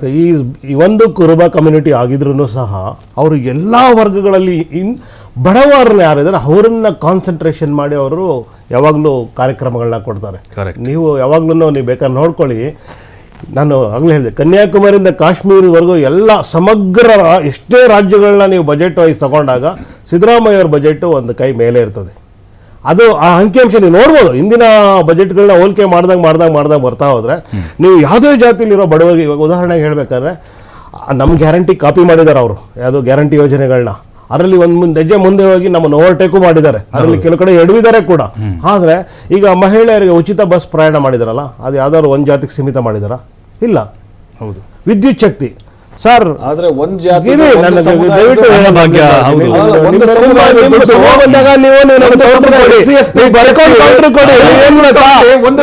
ಉತ್ತರ ಕೊಡಕ್ ಆಗ್ಲಿಲ್ಲ ಅಂದಾಗ ನಂದಗೋಪಾಲ ಅಂತ ಸರ್, ನಾನು ಹೇಳ್ತಾ ಇದ್ದೀನಿ, ಯಾವುದೇ ಯೋಜನೆ ಅದಕ್ಕೆ ಯಾವಾಗಲೂ ಸಿದ್ದರಾಮಯ್ಯ ಆರ್ಥಿಕ ತಜ್ಞ ಅಂತ ಕರೆಯೋದು. ಯಾವಾಗಲೂ ಯಾವುದೇ ಯೋಜನೆಗಳು ಎಂಡ್ ಯೂಸರ್ಗೆ ಸಿಗುವಂತ ಮಾಡೋ ಯೋಜನೆಗಳಲ್ಲಿ ನಿಸ್ಸೀಮರು ಇವರು. ಅದಕ್ಕೋಸ್ಕರನೇ ಅವ್ರನ್ನ ಕರ್ನಾಟಕದ ಆರ್ಥಿಕ ತಜ್ಞ ಅಂತ ಕರಿಬಹುದು. ಈಗ ನಾವು ಹೆಂಗೆ ನಮ್ಮ ರಾಷ್ಟ್ರದಲ್ಲಿ ಮನಮೋಹನ್ ಸಿಂಗ್ ಅವ್ರನ್ನ ನಾವು ಏನು ಆರ್ಥಿಕ ತಜ್ಞ ಅಂತ ಕರೆದಿದ್ವಲ್ಲ, ಅದೇ ರೀತಿ ಸಿದ್ದರಾಮಯ್ಯ ಅವರು ಕರ್ನಾಟಕದ ಒಳ್ಳೆ ಆರ್ಥಿಕ ತಜ್ಞರು. ಅದ್ರ ಜೊತೆನಲ್ಲಿ ಹೇಳ್ತೀನಿ ಸರ್, ಏನಕ್ಕೆ ಹೈಕಮಾಂಡ್ ಕಾಂಗ್ರೆಸ್ ಸಿದ್ದರಾಮಯ್ಯನ ಕಂಡ್ರೆ ಎದುರುಕೊಳ್ತಾರೆ, ಈಸ್ ಕರಪ್ಟ್ಲೆಸ್. ಕರಪ್ಷನ್ ಇಲ್ಲ ಅವರು. ಕರಪ್ಷನ್ ಇಲ್ಲದೆ ಇರೋ ಕಾರಣಕ್ಕೆ ಅವರು ಎಲ್ಲಾ ನಾಯಕರು ಎದುರುಕೊಂಡ್ರೆ, ಮೋದಿ ಸಹ ಎಷ್ಟು ಹುಡುಕಿದ್ದಾರೆ ಇವ್ರ ಬಗ್ಗೆ, ಏನಾದ್ರು ಮಾಡಿ ಇವ್ರು ಒಳಗಡೆ ಸರ್, ನಾನು ಕಾಂಗ್ರೆಸ್ ಅಲ್ಲ ಆದ್ರೂ ಸಹ ಹೊಗಳ್ತಾ ಇರೋದೇನಕ್ಕೆ ಅಂದ್ರೆ ಇಸ್ ಕ್ಲೀನ್ ಇಮೇಜ್ ಇದೆಯಲ್ಲ, ಆ ಇಮೇಜ್ ಯಾರು ಪ್ರಶ್ನೆ ಮಾಡಕ್ಕಾಗಲ್ಲ. ಭ್ರಷ್ಟಾಚಾರ ಅನ್ನೋದು ಇವತ್ತಿನ ಕಾರಣದಲ್ಲಿ ಕಾಂಗ್ರೆಸ್ ಅವರು 50-60 ವರ್ಷದಲ್ಲಿ ಮಾಡದೇ ಇರೋ ಭ್ರಷ್ಟಾಚಾರ ಬಿಜೆಪಿ ಅವರು 10-12 ವರ್ಷದಲ್ಲಿ ರಾಷ್ಟ್ರನ ಗುಡಿಸಿ ಗುಂಡಾಂತರ ಮಾಡಿದ್ದಾರೆ. ಎಲ್ಲಾ ಬೆಲೆ ಏರಿಕೆಗಳನ್ನ ಹೇರಿಕೆ ಮಾಡಿದ್ದಾರೆ.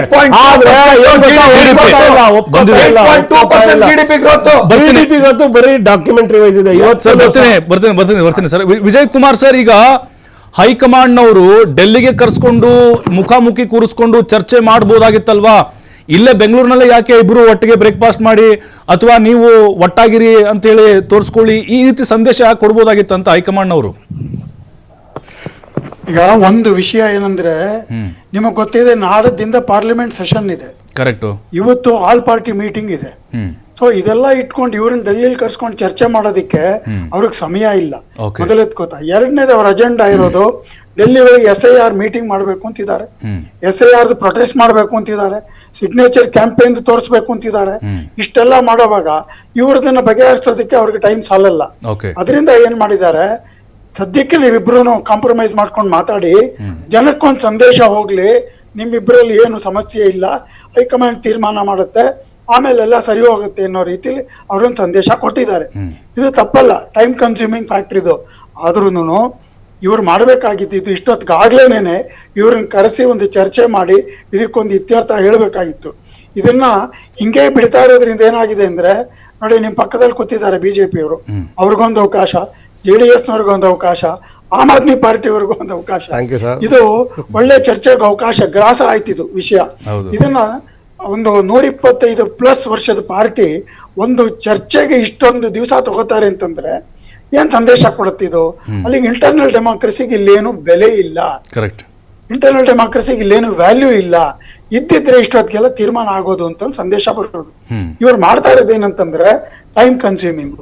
ಏನಾದ್ರೂ ಮಾಡಿ ಮುಂದಕ್ಕೆ ತಳ್ಕೊಂಡು ಹೋದ್ರೆ ಅಟ್ಲೀಸ್ಟ್ ಇವ್ರ ಮನಸ್ಸಲ್ಲಿ ಏನಾರ ಚೇಂಜಸ್ ಬರ್ಬೋದು ಅನ್ನೋ ಉದ್ದೇಶ ಇರಬಹುದು ಅಂತ ನನ್ನ ಅಭಿಪ್ರಾಯ. ಸರ್, ಇಬ್ಬರೇ ಕುತ್ಕೊಂಡು ಬಗೆಹರಿಸ್ಕೊಳ್ಳೋಕೆ ಆಗಲ್ವಾ ಇದನ್ನ? ನೀವು ಎಲ್ಲ 2.5 ವರ್ಷ ಅನುಭವಿಸಿದಿರಿ, ನನಗೂ ಅವಕಾಶ ಮಾಡಿಕೊಡಿ ಅಂದ್ರೆ DK ಶಿವಕುಮಾರ್ ಅವರು ನೇರವಾಗಿ, ಅಥವಾ ಇಬ್ಬರ ಮಧ್ಯೆ ಇದೆಲ್ಲವೂ ಕೂಡ ಸಂಧಾನ ಆಗುವಂತ ಚಾನ್ಸಸ್ಗಳು ಕಡಿಮೆ ಕಾಣಿಸ್ತಿದೆಯಾ ಅಂತ? ಹೈಕಮಾಂಡೇ ಬರಬೇಕಾ ಇದಕ್ಕೆ? ಯಾಕಂದ್ರೆ ಸಿದ್ದರಾಮಯ್ಯನವರು ಬರೀ ಹೈಕಮಾಂಡ್ ಅಂತಿದ್ದಾರೆ. ಸರ್, ಇದು ಹಗ್ಗದ ಜಗ್ಗಾಟ. ಇದು ನಾನಾನು ಪ್ರಶ್ನೆ ಬಂದ್ಬಿಟ್ಟಿದೆ ಇಲ್ಲಿ. ಕರೆಕ್ಟ್. ಒಂದು, ಇವರು KPCC ಪ್ರೆಸಿಡೆಂಟ್, ಆಮೇಲೆ 2 ಪೋರ್ಟ್ಫೋಲಿಯೋ ಪವರ್ಫುಲ್ ಮಿನಿಸ್ಟ್ರು. ಸಿದ್ದರಾಮಯ್ಯನವರು 2.5 ವರ್ಷ ಆಳ್ವಿಕೆ ಕೊಟ್ಟಿದ್ದಾರೆ. ಅದರಲ್ಲಿ ತಪ್ಪು ಒಪ್ಪುಗಳು ಇರ್ಬೋದು, ದಟ್ ಇಸ್ ಡಿಫರೆಂಟ್.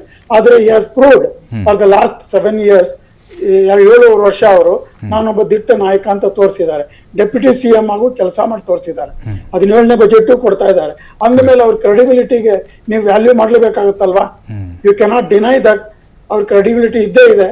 ಅದನ್ನ ಓವರ್ಟೇಕ್ ಮಾಡಬೇಕು ಅಂತಂದ್ರೆ ನೀವು ಅಷ್ಟೇ ಮಟ್ಟಕ್ಕೆ ನೀವು ಬೆಳೆದಿರ್ಬೇಕಲ್ವಾ? ಅದಕ್ಕೋಸ್ಕರನೇ ಯಾವ್ದಕ್ಕೂ ಒಂದು ಕಾಂಪ್ರಮೈಸಿಂಗ್ ನೇಚರ್ ಅವರಿಬ್ಬರಲ್ಲೇ ಬರಬೇಕು. ಆಯ್ತು ಸರ್, 2 ವರ್ಷ ಕೊಡಿ, ನಾನು 28ಕ್ಕೆ CM ಆಗ್ತೀನಿ, ಧೈರ್ಯ ಇರ್ಬೇಕು ಸರ್, ಕಾನ್ಫಿಡೆನ್ಸ್ ಬೇಕು ಪಾರ್ಟಿ ಪ್ರೆಸಿಡೆಂಟ್ಗೆ. ಎಸ್, ನಾನು ಮುಂದೆ ಗವರ್ಮೆಂಟ್ ತರ್ತೀನಿ, ನಮ್ಮ ಸರ್ಕಾರ ಹೇಳ್ಬೇಕು ಅವರು. ಆ ಕಾನ್ಫಿಡೆನ್ಸ್ ಇಲ್ಲ ಅಂತ ಸರ್ಕಾರ ಹೆಂಗ್ ನಡೆಸ್ತಾರೆ ಇವಾಗ? 2.5 ವರ್ಷ ಕೊಟ್ರೆ ಇಷ್ಟರಲ್ಲಿ ಏನೇನ್ ಪ್ಲಾನಿಂಗ್ ಮಾಡ್ಬೋದು ಇವರು? ಆಮೇಲೆ ದುಡ್ಡೇ ಇಲ್ಲ ಸರ್ಕಾರದಲ್ಲಿ. ಫೈನಾನ್ಸ್ ಡಿಪಾರ್ಟ್ಮೆಂಟ್ ಹೇಳ್ತಾ ಇದೆ 22,000 ಕೋಟಿ ಹೊಸ ಬಜೆಟ್ ಆಗುತ್ತೆ ಅಂತ. ದುಡ್ಡೇ ಇರಲ್ಲ ಅಂತ ಹೇಳ್ತಾ ಇದ್ದಾರೆ. ಇವ್ರು ಹೆಂಗ್ ಡೆವಲಪ್ ಮಾಡಕ್ ಸಾಧ್ಯ ಇದೆ? GPA ಪ್ರೋಗ್ರಾಮ್ಸ್ ನೋಡಿದ್ರೆ ನಿಮಗೆ ಗ್ಲೋಬಲ್ ಪ್ರೋಗ್ರಾಮ್ ಇದ್ದಂಗಿದೆ. ಇದು ಅಷ್ಟೊಂದು ದುಡ್ಡು ಬೇಕು, ಎಲ್ಲಿಂದ ತರ್ತಾರೆ? ಯಾರು ಸರ್ಕಾರ ಕೊಡ್ತಾರೆ? ಫೈನಾನ್ಷಿಯಲ್ ಡಿಸಿಪ್ಲಿನ್ ಆಕ್ಟಿಂಗ್ ನ ಜಾಸ್ತಿ ಸಾಲಕ್ಕೆ ಹೋಗ್ತಿರಲ್ಲ ನೀವು. ಸೊ ಅದೆಲ್ಲ ಸಾಧ್ಯ ಇಲ್ಲ. ಇದು ಟೈಮ್ ಕನ್ಸ್ಯೂಮಿಂಗ್ ಫ್ಯಾಕ್ಟ್ರು ಹೈಕಮಾಂಡ್ದು. ಇವರಿಬ್ರು ಏನು ಕಾಂಪ್ರಮೈಸ್ ಆಗಿಲ್ಲ. ನನಗೆ ಕ್ಯಾಮರಾ ಮುಂದೆ ತೋರ್ಸಕ್ಕೆ ಇಬ್ರು ಕೂತ್ಕೊಂಡು ತಿಂಡಿ ತಿಂದಿದ್ದಾರೆ. ನಮ್ಮಲ್ಲಿ ಏನು ಸಮಸ್ಯೆ ಇಲ್ಲ ಅಂತ ಹೇಳಿದ್ದಾರೆ. ಸಮಸ್ಯೆ ಇರೋದು ಜಗತ್ ಜಾಹೀರಾಗಿದ್ಯಪ್ಪ. ನೀವ್ಯಾರು ಹೇಳಕ್ಕೆ? ನಾನೇ ಚೀಫ್ ಮಿನಿಸ್ಟರ್ 5 ವರ್ಷ ಅಂತ ಅವ್ರು ಹೇಳ್ತಾರೆ. ಇವ್ರು ಯಾರಾಗ್ತಾರೋ ನೋಡ್ತೀನಿ ಅಂತ ಇವ್ರು ಹೇಳ್ತಾರೆ. So what message it is sending? Sir, ಇನ್ನೊಂದು ಬಿಜೆಪಿ ಸರ್, ಈಗ ಬಿಜೆಪಿಲಿ ನೋಡಿ, ಪ್ರಧಾನಿ ನರೇಂದ್ರ ಮೋದಿ ಅವರ ಮುಖ ನೋಡಿ ಅವ್ರು ಪ್ರಧಾನಿ ಆಗಬೇಕು ಅಂತ ಜನಸಾಮಾನ್ಯರು ವೋಟ್ ಹಾಕ್ತಾರೆ. ಅದನ್ನ ನಾವು ಬಹಳಷ್ಟು ನೋಡಿದ್ದೀವಿ. ಕೆಲವು ಕ್ಷೇತ್ರಗಳಲ್ಲಿ ಮೋದಿ ಅವರ ಹೆಸರು ಹೇಳ್ಕೊಂಡೇ ಸಾಕಷ್ಟು ಸಂಸದರು ಗೆಲ್ತಾನೆ ಬರ್ತಾ ಇದ್ದಾರೆ. ಹಾಗೆ ಕರ್ನಾಟಕದ ಪಾಲಿಗೆ ಸಿದ್ದರಾಮಯ್ಯನವರು ಮುಖ್ಯಮಂತ್ರಿ ಆಗ್ಬೇಕಪ್ಪ, ಅಥವಾ ಸಿದ್ದರಾಮಯ್ಯನವರ ಬೆಂಬಲಿಗ ಇಲ್ಲಿ ನಿಂತಿದ್ದಾರೆ, ಅವರು ನಾವು ಆಯ್ಕೆ ಮಾಡಬೇಕು, ಈ ತರ ಜನ ಅವ್ರಿಗೆ ವೋಟ್ ಮಾಡಿರ್ಬೋದಾ? ಆ ಒಂದು ಪರಿಸ್ಥಿತಿ ಇಲ್ಲಿ ಕಾಣಿಸುತ್ತಾ ಅಂತ ಓವರಾಲ್ ನೋಡಿದ್ರೆ? ಸರ್, ಇದು ಪ್ರೈಮಾ ಫೇಸಿ ಏನ್ ಹೇಳುತ್ತೆ ಅಂದ್ರೆ, ಸಿದ್ದರಾಮಯ್ಯನವರು ಒಳ್ಳೆ ಸರ್ಕಾರ ಕೊಟ್ಟಿದ್ದಾರೆ ಅಂತ ಕಾಂಗ್ರೆಸ್ ಪಕ್ಷದಲ್ಲಿ ಹೇಳ್ಬೋದು. ಆದ್ರೆ ಜನಸಾಮಾನ್ಯರಲ್ಲಿ ನಿನ್ನೆ ದಿವಸ ಒಂದು ನಿಮ್ಮ ಚಾನೆಲ್ ನಲ್ಲೇ ತೋರಿಸಿದ್ರು, ನೀವು ಕೊಟ್ಟಿರೋ ಬಿಟ್ಟಿ ಭಾಗ್ಯ ನಮ್ಗೆ ಯಾರಿಗೆ ಬೇಕು ಅಂತ ಬಾಯಿಗೆ ಒಂದಂಗ್ ಬೈದ್ರು. ಬಿಟ್ಟಿ ಭಾಗ್ಯದ ದುಷ್ಪರಿಣಾಮ ಏನಾಗಿದೆ ಅಂತ ಜನಕ್ಕೆ ಗೊತ್ತಿದೆ ಈಗಾಗ್ಲೇ. ಅದರಿಂದ ನಮ್ಮ ದೇಶದ ಆರ್ಥಿಕ ಪರಿಸ್ಥಿತಿ ಕರ್ನಾಟಕ ರಾಜ್ಯದ ಏನಾಗಿದೆ ಅಂತಾನು ಪ್ರತಿಯೊಬ್ಬರಿಗೂ ಗೊತ್ತಿದೆ ಅದು. ಸೊ ಇದನ್ನೇ ಇವರು ಇಟ್ಕೊಂಡು ನಾವು ಮುಂದೆ ನಿಮಗೆ ಬಿಟ್ಟಿ ಭಾಗ್ಯ ಕೊಟ್ಟಿದ್ದೀವಿ, ನಮ್ಗೆ ಓಟ್ ಕೊಡಿ ಅಂತ ಕೇಳಕ್ ಆಗಲ್ಲ. ಅದು ಗಾನ್. ಎಷ್ಟು % ಓಟ್ ಬರ್ಬೋದು ಅದ್ರಲ್ಲಿ ಇವ್ರಿಗೆ? ಆದ್ರೆ ಇವರಲ್ಲಿ ಚಾಣಾಕ್ಷತೆ ಇರೋದೇನು ಅಂತಂದ್ರೆ ಈ ಅಹಿಂದ ಜಾತಿ ರಾಜಕೀಯ ಇದನ್ನು ಮಾಡೋದ್ರಿಂದ ಅವ್ರು ಓಟ್ ತರ್ತೀವಿ ಅನ್ನೋ ಕಾನ್ಫಿಡೆನ್ಸ್ ಇವ್ರಿಗಿದೆ. ಆದ್ರೆ ಸಿದ್ದರಾಮಯ್ಯನವ್ರಿಗೆ ಅಷ್ಟೊತ್ತಿಗೆ ಎಷ್ಟು ವಯಸ್ಸಾಗಿರುತ್ತೆ, ಅವ್ರಿಗೆ ಅಷ್ಟು ಕೆಪಬಿಲಿಟಿ ಇರುತ್ತಾ ಅದನ್ನ ಪಾರ್ಟಿಯವರು ಯೋಚನೆ ಮಾಡ್ತಾರೆ, ಪಕ್ಷದವರು ಯೋಚನೆ ಮಾಡ್ತಾರೆ, ಪಕ್ಷದ ಹೈಕಮಾಂಡ್ ಯೋಚನೆ ಮಾಡುತ್ತೆ. ಆದ್ರಿಂದ ಇವರು ಸಿದ್ದರಾಮಯ್ಯನವರು ಆ ಟೈಮಿಗೆ ಕಾಂಪ್ರಮೈಸ್ ಆಗಬೇಕೆ ಹೊರತು ಈಗ ಕಾಂಪ್ರಮೈಸ್ ಮಾಡ್ಕೊಳ್ಳಿ ಅಂತ ಹೈಕಮಾಂಡ್ ಹೇಳೋದು ತಪ್ಪು. ಯಾಕೆಂದ್ರೆ ಇದ್ರಲ್ಲಿ ಒಂದೇ ಒಂದು ಉದ್ದೇಶ ಏನಂದ್ರೆ, ಮುಂದೆ 3 ರಾಜ್ಯಗಳ ಎಲೆಕ್ಷನ್ ಇದೆ, 28ರಲ್ಲಿ ನಿಮ್ಮ ರಾಜ್ಯದ ಎಲೆಕ್ಷನ್ ಇದೆ. ಇದನ್ನ ಗಮನ ಇಟ್ಕೊಂಡು ನೀವು ತೀರ್ಮಾನ ಮಾಡ್ಕೋಬೇಕು. ಇವಾಗ ಏನೇ ಆ ಥರದ ತೀರ್ಮಾನ ಮಾಡಿ ನೀವು ತಕಡಿನ ಆ ಕಡೆ ಈ ಕಡೆ ಓಡಿಸಿದ್ರೆ ಡೆಫಿನೆಟ್ ಆಗಿ it is going to damage Congress party in Karnataka. Sir, ಈಗ DK ಶಿವಕುಮಾರ್ ಅವರು ಮುಖ್ಯಮಂತ್ರಿ ಆಗಬೇಕು ಅಂತ ಒಕ್ಕಲಿಗ ಸಮುದಾಯದ ನಾಯಕರು, ಆ ಸಮುದಾಯದ ಜನರು ಬೀದಿಗಿಳಿದು ಪ್ರತಿಭಟನೆ ಮಾಡ್ತಾ ಇದ್ದಾರೆ. ಬಟ್ ಕೆಲವು ಸರ್ವೆಗಳ ಪ್ರಕಾರ ಬಹುತೇಕವಾಗಿ ಒಕ್ಕಲಿಗರು ಕುಮಾರಸ್ವಾಮಿ ಅವರು ದೇವೇಗೌಡರನ್ನ ತಮ್ಮ ನಾಯಕರಂತ ಒಪ್ಕೊಂಡಿದ್ದಾರಂತೆ. ಜೊತೆಗೆ ವೋಟ್ ಶೇರಿಂಗ್ ಕೂಡ ನೋಡಿದ್ರೆ ಬಹುತೇಕವಾಗಿ JDS ಬಿಜೆಪಿಗೆ ಕಳೆದ ವಿಧಾನಸಭಾ ಚುನಾವಣೆ ಹಾಕಿದ್ದಾರಂತೆ. ಹಾಗಾಗಿನೇ ಇಲ್ಲಿ ಪ್ರಶ್ನೆ ಬರುತ್ತೆ ಸಹಜವಾಗಿ, ಒಕ್ಕಲಿಗರು ಸಂಪೂರ್ಣವಾಗಿ DK ಶಿವಕುಮಾರ್ ಅವ್ರ ಜೊತೆಗೆ ನಿಂತಿದ್ದಾರಾ ಅಂತ. ಹೌದು ಸರ್, ಇಲ್ಲ ಅಂತ ನಾವು ಹೇಳೋದಿಲ್ಲ. ಒಕ್ಕಲಿಗರಲ್ಲಿ ಮುಖ್ಯಮಂತ್ರಿ ಕೆಂಗಲ್ ಹನುಮಂತಯ್ಯನವರು ಆದ್ಮೇಲೆ ಮುಖ್ಯಮಂತ್ರಿಗಳಾಗಿಲ್ಲ ಅನ್ನೋದು ಅವ್ರ ವಾದ ಇದೆ. ಸರಿ, ಒಪ್ಕೋತೀವಿ, ಒಕ್ಕಲಿಗರಾಗಬೇಕು. ಆದರೆ ದಲಿತರಿಗೆ ನೀವು ಕೊಟ್ಟಿದ್ದೀರಾ? ದಲಿತರ ಜೆಂಡ ಹಿಡ್ಕೊಂಡು 47ನೇ ಇಸ್ವಿಯಿಂದ ಅಂಬೇಡ್ಕರ್ ವಾದ, ಕಾನ್ಸ್ಟಿಟ್ಯೂಷನ್ ಎಲ್ಲ ಇಟ್ಕೊಂಡು ವಾದ ಮಾಡ್ಕೊಂಡ್ ಬಂದಿದ್ದೀರಲ್ಲ, ದಲಿತರಿಗೆ ಏನ್ ಕೊಟ್ಟಿದ್ದೀರಿ ಕರ್ನಾಟಕದಲ್ಲಿ? ನೀವು ಮುಖ್ಯಮಂತ್ರಿ ಸ್ಥಾನ ಕೊಟ್ಟಿದ್ದೀರಾ ಯಾವತ್ತಾದ್ರೂ? ನೀವು ಬೇರೆ ಯಾವ್ದಾದ್ರು ಇಂಪಾರ್ಟೆಂಟ್ ಪೋರ್ಟ್ಫೋಲಿಯೋ ಕೊಟ್ಟಿದ್ದೀರಾ? ತೋರಿಸಿ ಒಂದ್ ಕಡೆ. ನೀವು ಈವನ್ ಸೆಂಟ್ರಲ್ ಗವರ್ಮೆಂಟ್ ನಲ್ಲಿ ಅಬ್ದುಲ್ ಕಲಾಂ ಅವರು ನಿಮಗೆ ಪ್ರೆಸಿಡೆಂಟ್ ಮಾಡಿದ್ ಬಿಜೆಪಿ ಅವರು, ನೀವ್ ಯಾರನ್ನ ಮಾಡಿದ್ರಿ? ಇವ್ರ ಒಬ್ಬರನ್ನ ವೈಸ್ ಪ್ರೆಸಿಡೆಂಟ್ ಮಾಡಿಟ್ರಿ, ಜಾಕೀರ್ ಹುಸೇನ್ ಅವ್ರನ್ನ ಪ್ರೆಸಿಡೆಂಟ್ ಮಾಡಿದ್ರಿ. ಬಟ್ ಕರ್ನಾಟಕದಲ್ಲಿ ನೀವು ಅದೇ ಪಾಲಿಸಿ ತಂದ್ರ, ನೀವು ಒಬ್ಬರಿಗೆ ಯಾರಿಗಾರು ದಲಿತರಿಗೆ ನೀವು CM ಅನ್ ಮಾಡಿದ್ರ? ಇಲ್ಲಿ ಯಾರು ನಮ್ ಮೈನಾರಿಟಿ ಕಮ್ಯುನಿಟಿಯವ್ರನ್ನ ಏನಾರು ಒಂದು ಪದವಿ ಕೊಟ್ರ ನೀವು ಇಲ್ಲಿ? ಇಲ್ಲ, ಯಾಕೆ ಕೊಡ್ಲಿಲ್ಲ ನೀವು? ನಿಮ್ಗೆ ಅಷ್ಟೊಂದು ನಿಮಗೆ ಡೆಮೋಕ್ರಸಿ ಮೇಲೆ ನಂಬಿಕೆ ಇದ್ದಿದ್ರೆ ಮಾಡ್ಬೋದಾಗಿತ್ತಲ್ಲ. ಆದ್ರೆ ಒಂದು ಜಾತಿ ಪರವಾಗಿ ಹೋಗಿ ಮಾಡ್ತೀವಿ ಅನ್ನೋದು, ಅವ್ರವ್ರ ಜಾತಿಯವ್ರು ಅವ್ರವ್ರು ಮಾಡ್ತಾರೆ. ದಲಿತರು ಅವ್ರ ಪಾರ್ಗೆ ಅವರು ಹೋರಾಡ್ತಾರೆ, ಒಕ್ಕಲಿಗರು ಅವ್ರ ಪಾರ್ಗೆ ನಮಗ್ ಬೇಕು ಅಂತಾರೆ. ಆಮೇಲೆ ಕುರುಬರ ಸಮಾಜದವರು, ಅಹಿಂದದವರು, ಬ್ಯಾಕ್ವರ್ಡ್ ಕಮ್ಯುನಿಟಿಯವರು ನಮಗೆ ಬೇಕು ಅಂತ ಹೇಳ್ತಾರೆ. ನಿಜ, ಅವ್ರವ್ರ ಪಾರ್ಟಿಯವ್ರಿಗೆ ಅವರು ಸಪೋರ್ಟ್ ಮಾಡ್ತಾರೆ. ಇದು ನ್ಯಾಚುರಲ್ ಇದೆ. ರಾಜಕೀಯದಲ್ಲಿ ಇವೆಲ್ಲ ಈ ಚೆಸ್ ಆಟ ನಡೆದೇ ನಡೆಯುತ್ತೆ. ಇದನ್ನ people are watching very carefully. ಇದನ್ನ ಪಾರ್ಟಿಯವರು ಇದನ್ನೇ ಒಂದು ಅಜೆಂಡಾ ಮಾಡ್ಕೋಬಾರ್ದು ಅಂತ ನನ್ನ ಅಭಿಪ್ರಾಯ. ಬರ್ತೀನಿ ಸರ್, ಬರ್ತೀನಿ. ಒಂದು ಬ್ರೇಕ್ ಸಮಯ ಇದೆ, ಬ್ರೇಕ್ ಇರುತ್ತೆ. ಬ್ರೇಕ್ ಆದ್ಮೇಲೆ ಅಖಾಡ ಮತ್ತೆ ಮುಂದುವರಿಯುತ್ತೆ. ಬಳಿಕ ಅಖಾಡ ಬಿಗ್ ಫೈಟ್ಗೆ ಮತ್ತೆ ಸ್ವಾಗತ. ಲೋಹಿತ್ ಅವರೇ, ಅಂದ್ರೆ ಈಗ ಸಿದ್ದರಾಮಯ್ಯ ವಿಚಾರ ಹೇಳ್ತಾ ಇದ್ರಿ, ಅವಕಾಶವಾದಿ, ಜಾತಿವಾದಿ ಅಂತ ಹೇಳ್ತಾ ಇದ್ರಿ, ಅಧಿಕಾರದಾಯಿ ಅಂತ ಹೇಳ್ತಿದ್ರಿ. ಅಂದ್ರೆ ಸಿದ್ದರಾಮಯ್ಯನವರು ಕರ್ನಾಟಕದಲ್ಲಿ ಯಾವ ನಾಯಕರನ್ನು ಬೆಳೆಸಲು ಭಾಗದ ನಿಮ್ಮ ಪ್ರಕಾರ? ಆ ರೀತಿ ಯಾರಿಗೂ ಬೆಳೆಸಿಲ್ಲ. ಒಂದು ಕುರುಬ ಸಮುದಾಯದಲ್ಲಿ ಮೊದಲನೇ ಏನು ಇವ್ರದ್ದು ಅಧಿಕಾರಾವಧಿ ಇತ್ತಲ್ಲ 2013ರಿಂದ 2018, ಆ ಅವ್ರದ್ದು ಸ್ವಂತ ಕುರುಬ ಸಮುದಾಯದ ಒಬ್ಬರನ್ನ ಮಂತ್ರಿಮಂಡಲಕ್ಕೆ ಸೇರಿಸ್ಕೊಳ್ಳಿಲ್ಲ. ಇದೇ DK ಶಿವಕುಮಾರ್ ಮುಂದೆ ಎಲ್ಲೋ ಬೆಳೀತಾರೆ ಅಂತೇಳಿ ಅವ್ರನ್ನ ತುಳಿಯುವಂಥ ಪ್ರಯತ್ನ ಮಾಡಿ 2.5 ವರ್ಷ ಅವ್ರನ್ನ ಮಂತ್ರಿಮಂಡಲಕ್ಕೆ ಸೇರಿಸ್ಕೊಳ್ಳೇ ಇಲ್ಲ. ಅವರು ಪೂಜೆ ಪುನಸ್ಕಾರ, ದೇವಸ್ಥಾನ ಅಲ್ಲಿ ಇಲ್ಲಿ ಕಾಲಿಗೆ ಬಿದ್ದು ಕಪ್ಪ ಎಲ್ಲ ಕಳ್ಸಾದ್ಮೇಲೆ ಅವ್ರಿಗೆ ತಗೊಂಡಿದ್ದು DK ಶಿವಕುಮಾರ್ಗೆ. ಅಂತ ಸಮರ್ಥ ನಾಯಕ DK ಶಿವಕುಮಾರ್ 1992ರಲ್ಲಿ ಬಂಗಾರಪ್ಪನ ಕಾಲದಲ್ಲಿ ಸಚಿವರಾದಂಥದ್ರು, ಬಂದಿಖಾನೆ ಸಚಿವರು. ಅವ್ರಿಗೆ ಒಂದು ಮಂತ್ರಿಮಂಡಲದಲ್ಲಿ ಅವಕಾಶ ಇರಲಿಲ್ಲ, ಹಿರಿತನ ಇರಲಿಲ್ಲ ಅವರಿಗೆ. SM ಕೃಷ್ಣನ್ ಸರ್ಕಾರದಲ್ಲೂ ಇದ್ರಲ್ಲ. ಮುಂದೆನೆ ದುರಾಲೋಚನೆನೂ ಸಹ ಒಟ್ಟೊಟ್ಟಿಗೆ ಮಾಡೋಂಥ ಏಕೈಕ ವ್ಯಕ್ತಿ ಅಂದರೆ ಸಿದ್ದರಾಮಯ್ಯ. ಸೊ ಆ ದೃಷ್ಟಿಯಿಂದ ಇವ್ರು ಯಾರನ್ನೂ ಸಹ ಬೆಳೆಸೂ ಇಲ್ಲ. ಅವ್ರವ್ರ ಸಾಮರ್ಥ್ಯಕ್ಕೆ ತಕ್ಕಂತೆ ಅವ್ರವ್ರ ಸೋಷಿಯಲ್ ಇಂಜಿನಿಯರಿಂಗ್, ಸೋಷಿಯಲ್ ಸ್ಟ್ರಕ್ಚರ್ ಅವ್ರವ್ರ ನಾಯಕರುಗಳು ಬೆಳೆದಿದ್ದಾರೆ ಅಷ್ಟೇ. ಬಿಟ್ರೆ ನೀವು ಹಂಗೆ ಯೋಚನೆ ಮಾಡಿ, ಇವತ್ತು ಏನೋ ಇವರು JDS ಬಿಟ್ಟು ಹೋದ ಸಂದರ್ಭದಲ್ಲಿ ಕೇವಲ 236 ಓಟಲ್ಲಿ ಚಾಮುಂಡೇಶ್ವರಿ ಕ್ಷೇತ್ರದಲ್ಲಿ ಗೆದ್ದಿದ್ದು. ಅದು ಭಾರಿ ಪ್ರಹಸನ ಪಟ್ಟಿ ಮಲ್ಲಿಕಾರ್ಜುನ್ ಖರ್ಗೆ ಹಂಗೆ ಅವತ್ತು ಸರ್ಕಾರ ಇತ್ತು, ಎಲ್ಲ ಸಂಪೂರ್ಣವಾಗಿ ಅದನ್ನು ದುರ್ಬಳಕೆ ಮಾಡ್ಕೊಂಡು ಹಣಕಾಸು ಎಲ್ಲ ರೀತಿಯಲ್ಲಿ ಸುರಿದಾದ್ಮೇಲೆ ಮಾಡಿದ್ದು. ಡಾಕ್ಟರ್ G ಪರಮೇಶ್ವರ್ ಅವ್ರಿಗೆ ಏನ್ ಮಾಡಿದ್ರು 2013ರಲ್ಲಿ ಕೋಟಗೆರೆಯಲ್ಲಿ ತಂತ್ರಗಾರಿಕೆಯಿಂದ ಅವ್ರ ಸಮುದಾಯಕ್ಕೆ ನೇರವಾಗಿ ಹೇಳಿ, ನೀವು ಅಲ್ಲಿ ಅತಿ ಹೆಚ್ಚಿದ್ದಾರೆ ಅವ್ರ ಸಮುದಾಯ, ಓಟ್ ಹಾಕ್ಬಿಡಿ ಅಂತ ಅವ್ರು ಸೋಸುವಂಥ ಪ್ರಯತ್ನಗಳಾಯಿತು. ಸೊ ಈ ನಿಟ್ಟಿನಲ್ಲಿ ಅವರ ಗರಡಿನಲ್ಲಿ ಬೆಳೆದಿರೋಂಥದ್ದು ತುಂಬ ಕಡಿಮೆ. ಬಟ್ ಒಂದು ಚಾಪ್ ಇದೆ, ಯಾಕಂದರೆ ಅವ್ರಿಗೆ ಆ ವಾಕ್ಚಾತುರ್ಯ ಇದೆ. ನಮ್ಮ ಸ್ನೇಹಿತರು ಹೇಳ್ದಂಗೆ ಇದು ನಮ್ಮ ಕರ್ನಾಟಕ ಸಮಗ್ರ ಏನು ಒಂದು ಚಿತ್ರಣ ಅವರಿಗೆ ಗೊತ್ತಿದೆ, ಜಾತಿ ಸಮೀಕರಣ ಗೊತ್ತಿದೆ, ಯಾವ ಸಮುದಾಯ ತಳಮಟ್ಟದ ಸಮುದಾಯದಿಂದ ದೊಡ್ಡ ಸಮುದಾಯಗಳು, ಒಂದು ಇಂಜಿನಿಯರ್ ಸೋಷಿಯಲ್ ಸ್ಟ್ರಕ್ಚರ್ ಗೊತ್ತಿದೆ ಅವರಿಗೆ. ಆ ನಿಟ್ಟಿನಲ್ಲಿ ಆ ತಂತ್ರಗಾರಿಕೆ ಸ್ಟ್ರಾಟಜಿಸ್ಟ್ ಅಂತ ಹೇಳ್ಬೋದು, ಆ ನಿಟ್ಟಿನಲ್ಲಿ ಇದ್ದಾರೆ. ಇಲ್ಲ ಅಂತ ಅವ್ರ ನಾಯಕ ಮಾಸ್ ಲೀಡರ್ ಅದು ಹೌದು, ಅದನ್ನು ಪ್ರಶ್ನಾತೀತ, ಅನ್ನೋ ಅಲ್ಗಳಿಲ್ಲ. ಆದರೆ ಭಾರಿ ಕುತಂತ್ರ ರಾಜಕಾರಣದಲ್ಲಿ ಏಕೈಕ ರಾಜಕಾರಣಿ ಅಂತಂದ್ರೆ ಸಿದ್ದರಾಮಯ್ಯನವರು. ಸೊ ಈಗ ನೋಡಿ, DK ಶಿವಕುಮಾರ್ ಅವರು ಹೇಳಿದ್ರು, ಏನೋ 5-6 ಜನರ ಮಧ್ಯೆ ನಾವು ವ್ಯವಹಾರ ನಡೆದಿರೋಂಥದ್ದು ಅಂತ ಹೇಳಿದ್ರು. ಸೊ ಈಗ ಎಷ್ಟು ಚೆನ್ನಾಗಿ DK ಶಿವಕುಮಾರ್ನ ಅವರ ವಚನ ಕೊಟ್ಟಂಥದ್ದು ಆ ಸಂದರ್ಭದಲ್ಲಿ ಯಾವ ರೀತಿ ಅದನ್ನು ಮಟ್ಟ ಹಾಕಿದ್ರಿ ಈಗ? ಸೊ ಈ ಒಂದು ಸನ್ನಿವೇಶನ ನೀವು ಅವಲೋಕನ ಮಾಡಿ, ವಿಮರ್ಶೆ ಮಾಡಿ, ಎಷ್ಟು ಚೆನ್ನಾಗಿ ಒಂದು ಹಿರಿತನೋ ಇನ್ನೊಂದು ಅವ್ರಿಗೆ ಏನಾಗಬೇಕಾದ, ಅವ್ರ ಅವಕಾಶವಾದಿ ರಾಜಕಾರಣಿ, ಅವರು ಎಲ್ಲೋದ್ರೂ ಸಹ ಅಧಿಕಾರ ಅನುಭವಿಸ್ತಾರೆ. ಬಿಟ್ರೆ ಅವ್ರ ಪಕ್ಷಕ್ಕೆ ಏನು ಭಾರಿ ದೊಡ್ಡ ಮಟ್ಟದ ಕೊಡುಗೆ ಏನಿಲ್ಲ. ಅಹಿಂದ ಅಂತ ಹೇಳ್ತಾರಲ್ಲ, ಕಾಂಗ್ರೆಸ್ಗೆ ಒಂದು ಇವತ್ತು ಗೊತ್ತಿರೋ ಹಂಗೆ ಮುಸಲ್ಮಾನರು ಅಲ್ಪಸಂಖ್ಯಾತರು ಓಟ್ ಹಾಕ್ತಾರೆ. ಯಾರಿಗೆ? ಕಾಂಗ್ರೆಸ್ಗೆ. ಯಾಕಂದ್ರೆ ಮುಸಲ್ಮಾನರ ತುಷ್ಟೀಕರಣ ರಾಜಕಾರಣ ಕಾಂಗ್ರೆಸ್ ಮೊದಲಿಂದನೇ ಮಾಡ್ಕೊಂಡ್ ಬಂದಿದೆ. ಹಂಗಾಗಿ ಅವರು ಸಿದ್ದರಾಮಯ್ಯ ಇದ್ರು ಮಾಡ್ತಾರೆ, DK ಶಿವಕುಮಾರ್ ಇದ್ರು ಮಾಡ್ತಾರೆ, ನಾಳೆ ಸತೀಶ್ ಜಾರಕಿಹೊಳಿ ಮಾಡ್ತಾರೆ. ಬಿಜೆಪಿಗೆ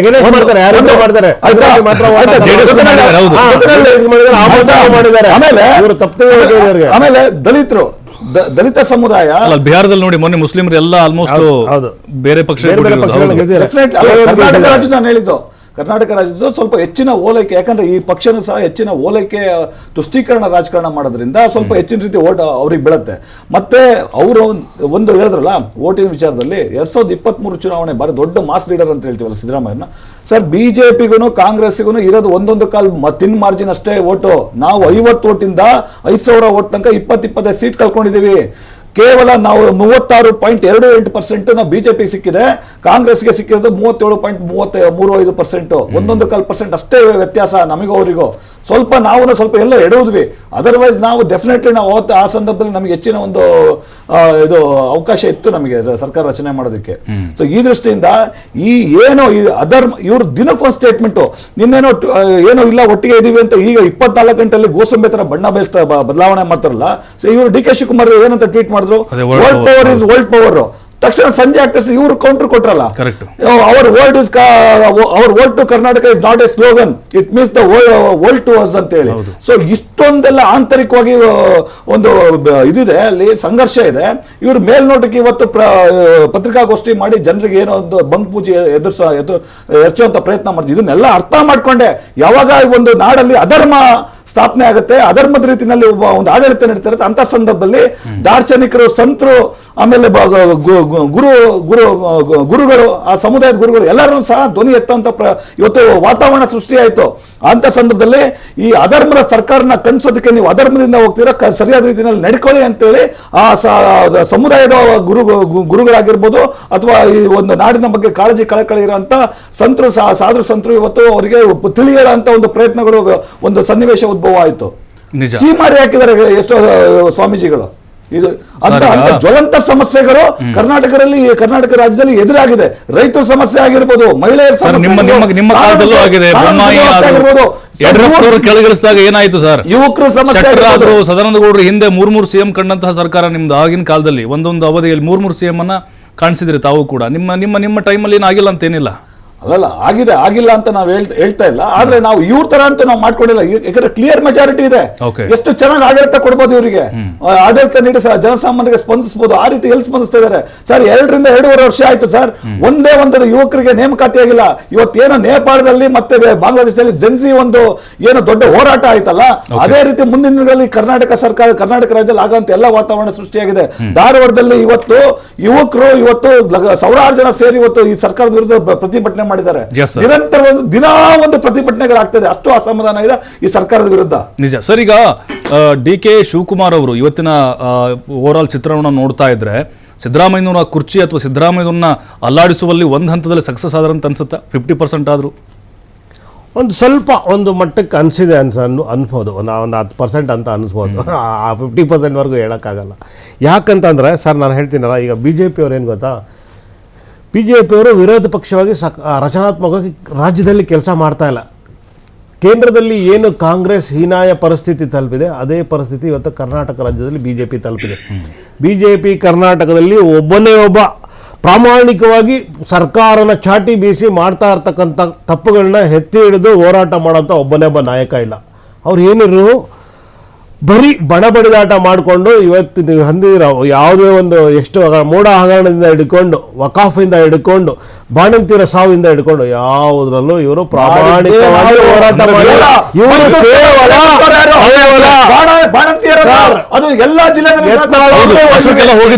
ಯತ್ನಾಳ್ ಅವರು ಒಂದು ಬಣವಾಗಿ ಹೋರಾಟ ಮಾಡಿದ್ರು, CT ರವಿ ಅವರು ಒಂದು ಬಣವಾಗಿ ಹೋರಾಟ ಮಾಡಿದ್ರು, ವಿಜೇಂದ್ರ ಅವರು ಒಂದು ಬಣವಾಗಿ ಹೋರಾಟ ಮಾಡಿದ್ರು, ಮುಖ್ಯವಾದಂತ ಅಶೋಕ್ ಅವರು ಒಂದು ಬಣ ಮಾಡಿದ್ರು. ಖಂಡಿತವಾಗ್ಲೂ ಹೇಳ್ತೀನಿ, ಕರ್ನಾಟಕ ರಾಜ್ಯದಲ್ಲಿ BJP ಎಷ್ಟು ದಯನೀಯ ಪರಿಸ್ಥಿತಿಯಲ್ಲಿ ಇದೆ ಅಂತಂದ್ರೆ ಹೋರಾಟ ಮಾಡಕ್ ನಾಯಕರೇ ಇಲ್ಲ, ಬರೀ ಎಲ್ಲರೂ ದೊಡ್ಡ ದೊಡ್ಡ ಮುಖಂಡರುಗಳು ಅಷ್ಟೇ ಹೇಳಿಕೆಗೆ ಮಾತ್ರ. ಅಂದ್ರೆ ವಿರೋಧ ಪಕ್ಷ ಆಗ್ಲಿಕ್ಕೆ ಯಾವುದೇ ರೀತಿಯಾದಂತಹ ಒಂದು ನೈತಿಕತೆ ಅಂದ್ರೆ ಈ ಸಂದರ್ಭದಲ್ಲಿ ಇಲ್ಲ ಅಂತ ಹೇಳಿ BJP 6 ತಿಂಗಳು ಟೈಮ್ ತಗೊಂಡ್ರು ವಿರೋಧ ಪಕ್ಷ ನಾಯಕರನ್ನ ಆಯ್ಕೆ ಮಾಡಕ್ಕೆ. 6 ತಿಂಗಳು ಸಮಯ ತಗೊಂಡ್ರು. ಆಮೇಲೆ ಯಡಿಯೂರಪ್ಪ ಮುಖ್ಯಮಂತ್ರಿ ಆದಾಗ 1.5 ತಿಂಗಳು 2 ತಿಂಗಳು ಅವ್ರು ಒಬ್ಬರೇ ಮಂತ್ರಿ, ಬರಗಾಲ ಬಂದರು, ಏನು ಮಾಡಲಿಲ್ಲ, ಒಬ್ಬರೇ ಹೆಲಿಕಾಪ್ಟ್ರಲ್ಲಿ ಹೊರಡು ಮಂತ್ರಿಮಂಡಲ ರಚನೆ ಮಾಡೋಕ್ಕೆ ಅವ್ರಿಗೆ ಅವಕಾಶ ಕೊಡಲಿಲ್ಲ. ಕರ್ನಾಟಕ ರಾಜ್ಯನ BJP ಹೈಕಮಾಂಡ್ ಹೆಂಗೆ ಕಡೆಗಣಿಸಿದೆ ಅಂದರೆ ರಾಷ್ಟ್ರದಲ್ಲಿ ಹೆಂಗೆ ಕಾಂಗ್ರೆಸ್ ಇದೆಲ್ಲ ಆ ಸ್ಥಿತಿನಲ್ಲಿ ಇದ್ದಾರೆ ಇವರು. ಆದರೆ ಇವ್ರೇನಾರ ಒಪ್ಕೊಳ್ಳೋಕೆ ರೆಡಿ ಇಲ್ಲ. ಇವ್ರೇನು ಗೊತ್ತಾ, ಜಟ್ಟಿ ಕೆಳಗೆ ಬಿದ್ದರೂ ಮೀಸೆ ಮಣ್ಣಾಗಲ್ಲ ಅನ್ನೋ ಒಂದು ಪರಿಸ್ಥಿತಿಯಲ್ಲಿ ಇದ್ದಾರೆ. ಎಲ್ಲದಕ್ಕೂ ಏನು ಬರೀ ಧರ್ಮ ತಗೊಬಂದು ತುಂಬಿಸ್ಬಿಡ್ತಾರೆ ಮಧ್ಯದಲ್ಲಿ. ಏನವರು ಹಿಂದೂ ಮುಸ್ಲಿಂ ತಗೊಬಂದು ಲಾಸ್ಟಲ್ಲಿ ಬಿಟ್ಬಿಡ್ತಾರೆ, ನೀವು ಹೊಡೆದಾಡ್ಕೊಡ್ರಿ ಅಂತ. ಅಭಿವೃದ್ಧಿ ವಿಷಯದಲ್ಲಿ ಮಾತ್ರ ಪ್ರಾಮಾಣಿಕವಾಗಿ ಹೇಳ್ತೀನಿ, ಕಡಾಖಂಡಿತವಾಗಿ ಇವರು ಯಾವುದೇ ರೀತಿಯ ಹೋರಾಟ ಮಾಡಿಲ್ಲ. ಸ್ವಪ್ರತಿಷ್ಠೆ ಮಾತ್ರ ಹೋರಾಟ ಮಾಡಿದ್ದಾರೆ. Yes sir. Vijay Kumar sir, ಈಗ ಯಡಿಯೂರಪ್ಪನವರು ಕೆಳಗಿಳಿಯುವಾಗ ಸುಮ್ಮನೆ ಕೆಳಗಿಳಿಲಿಲ್ಲ. ಅವರ ಪುತ್ರ ವಿಜೇಂದ್ರ ಏನಿದ್ದಾರೆ ಉತ್ತರಾಧಿಕಾರಿ ಅನ್ನುವಂಥ ಒಂದು ಸಂದೇಶ ರಾಜ್ಯಾಧ್ಯಕ್ಷನಾಗಿ ಮಾಡುವಲ್ಲಿ ಸಕ್ಸಸ್ ಕೂಡ ಆದರೂ ಹೈಕಮಾಂಡ್ಗೂ ಕೂಡ ಅದರ ಒಂದು ಬಿಸಿ ಕೂಡ ತಡ್ತು. ಹಾಗೇನೆ ಇಲ್ಲಿ ಸಿದ್ದರಾಮಯ್ಯನವರು ಅಕಸ್ಮಾತ್ ಏನಾದರೂ ಕೆಳಗಿಳಿದ್ರೆ ಯತೀಂದ್ರ ಅವ್ರಿಗೆ ಏನಾದರೂ ಉನ್ನತ ಹುದ್ದೆ ಸಿಗುವಂತ ಸಾಧ್ಯತೆಗಳಿದಾವ ಅಥವಾ ಮೂಲೆ ಗುಂಪು ಆಗ್ಬಿಡ್ತಾರ ಅಂತ ಸಿದ್ದರಾಮಯ್ಯನವರು ಕೆಳಗೆ ಇಳಿದ್ರೆ? ನೋಡಿ, ಯತೀಂದ್ರ ಅವರ ಪೊಸಿಷನ್ ಏನು?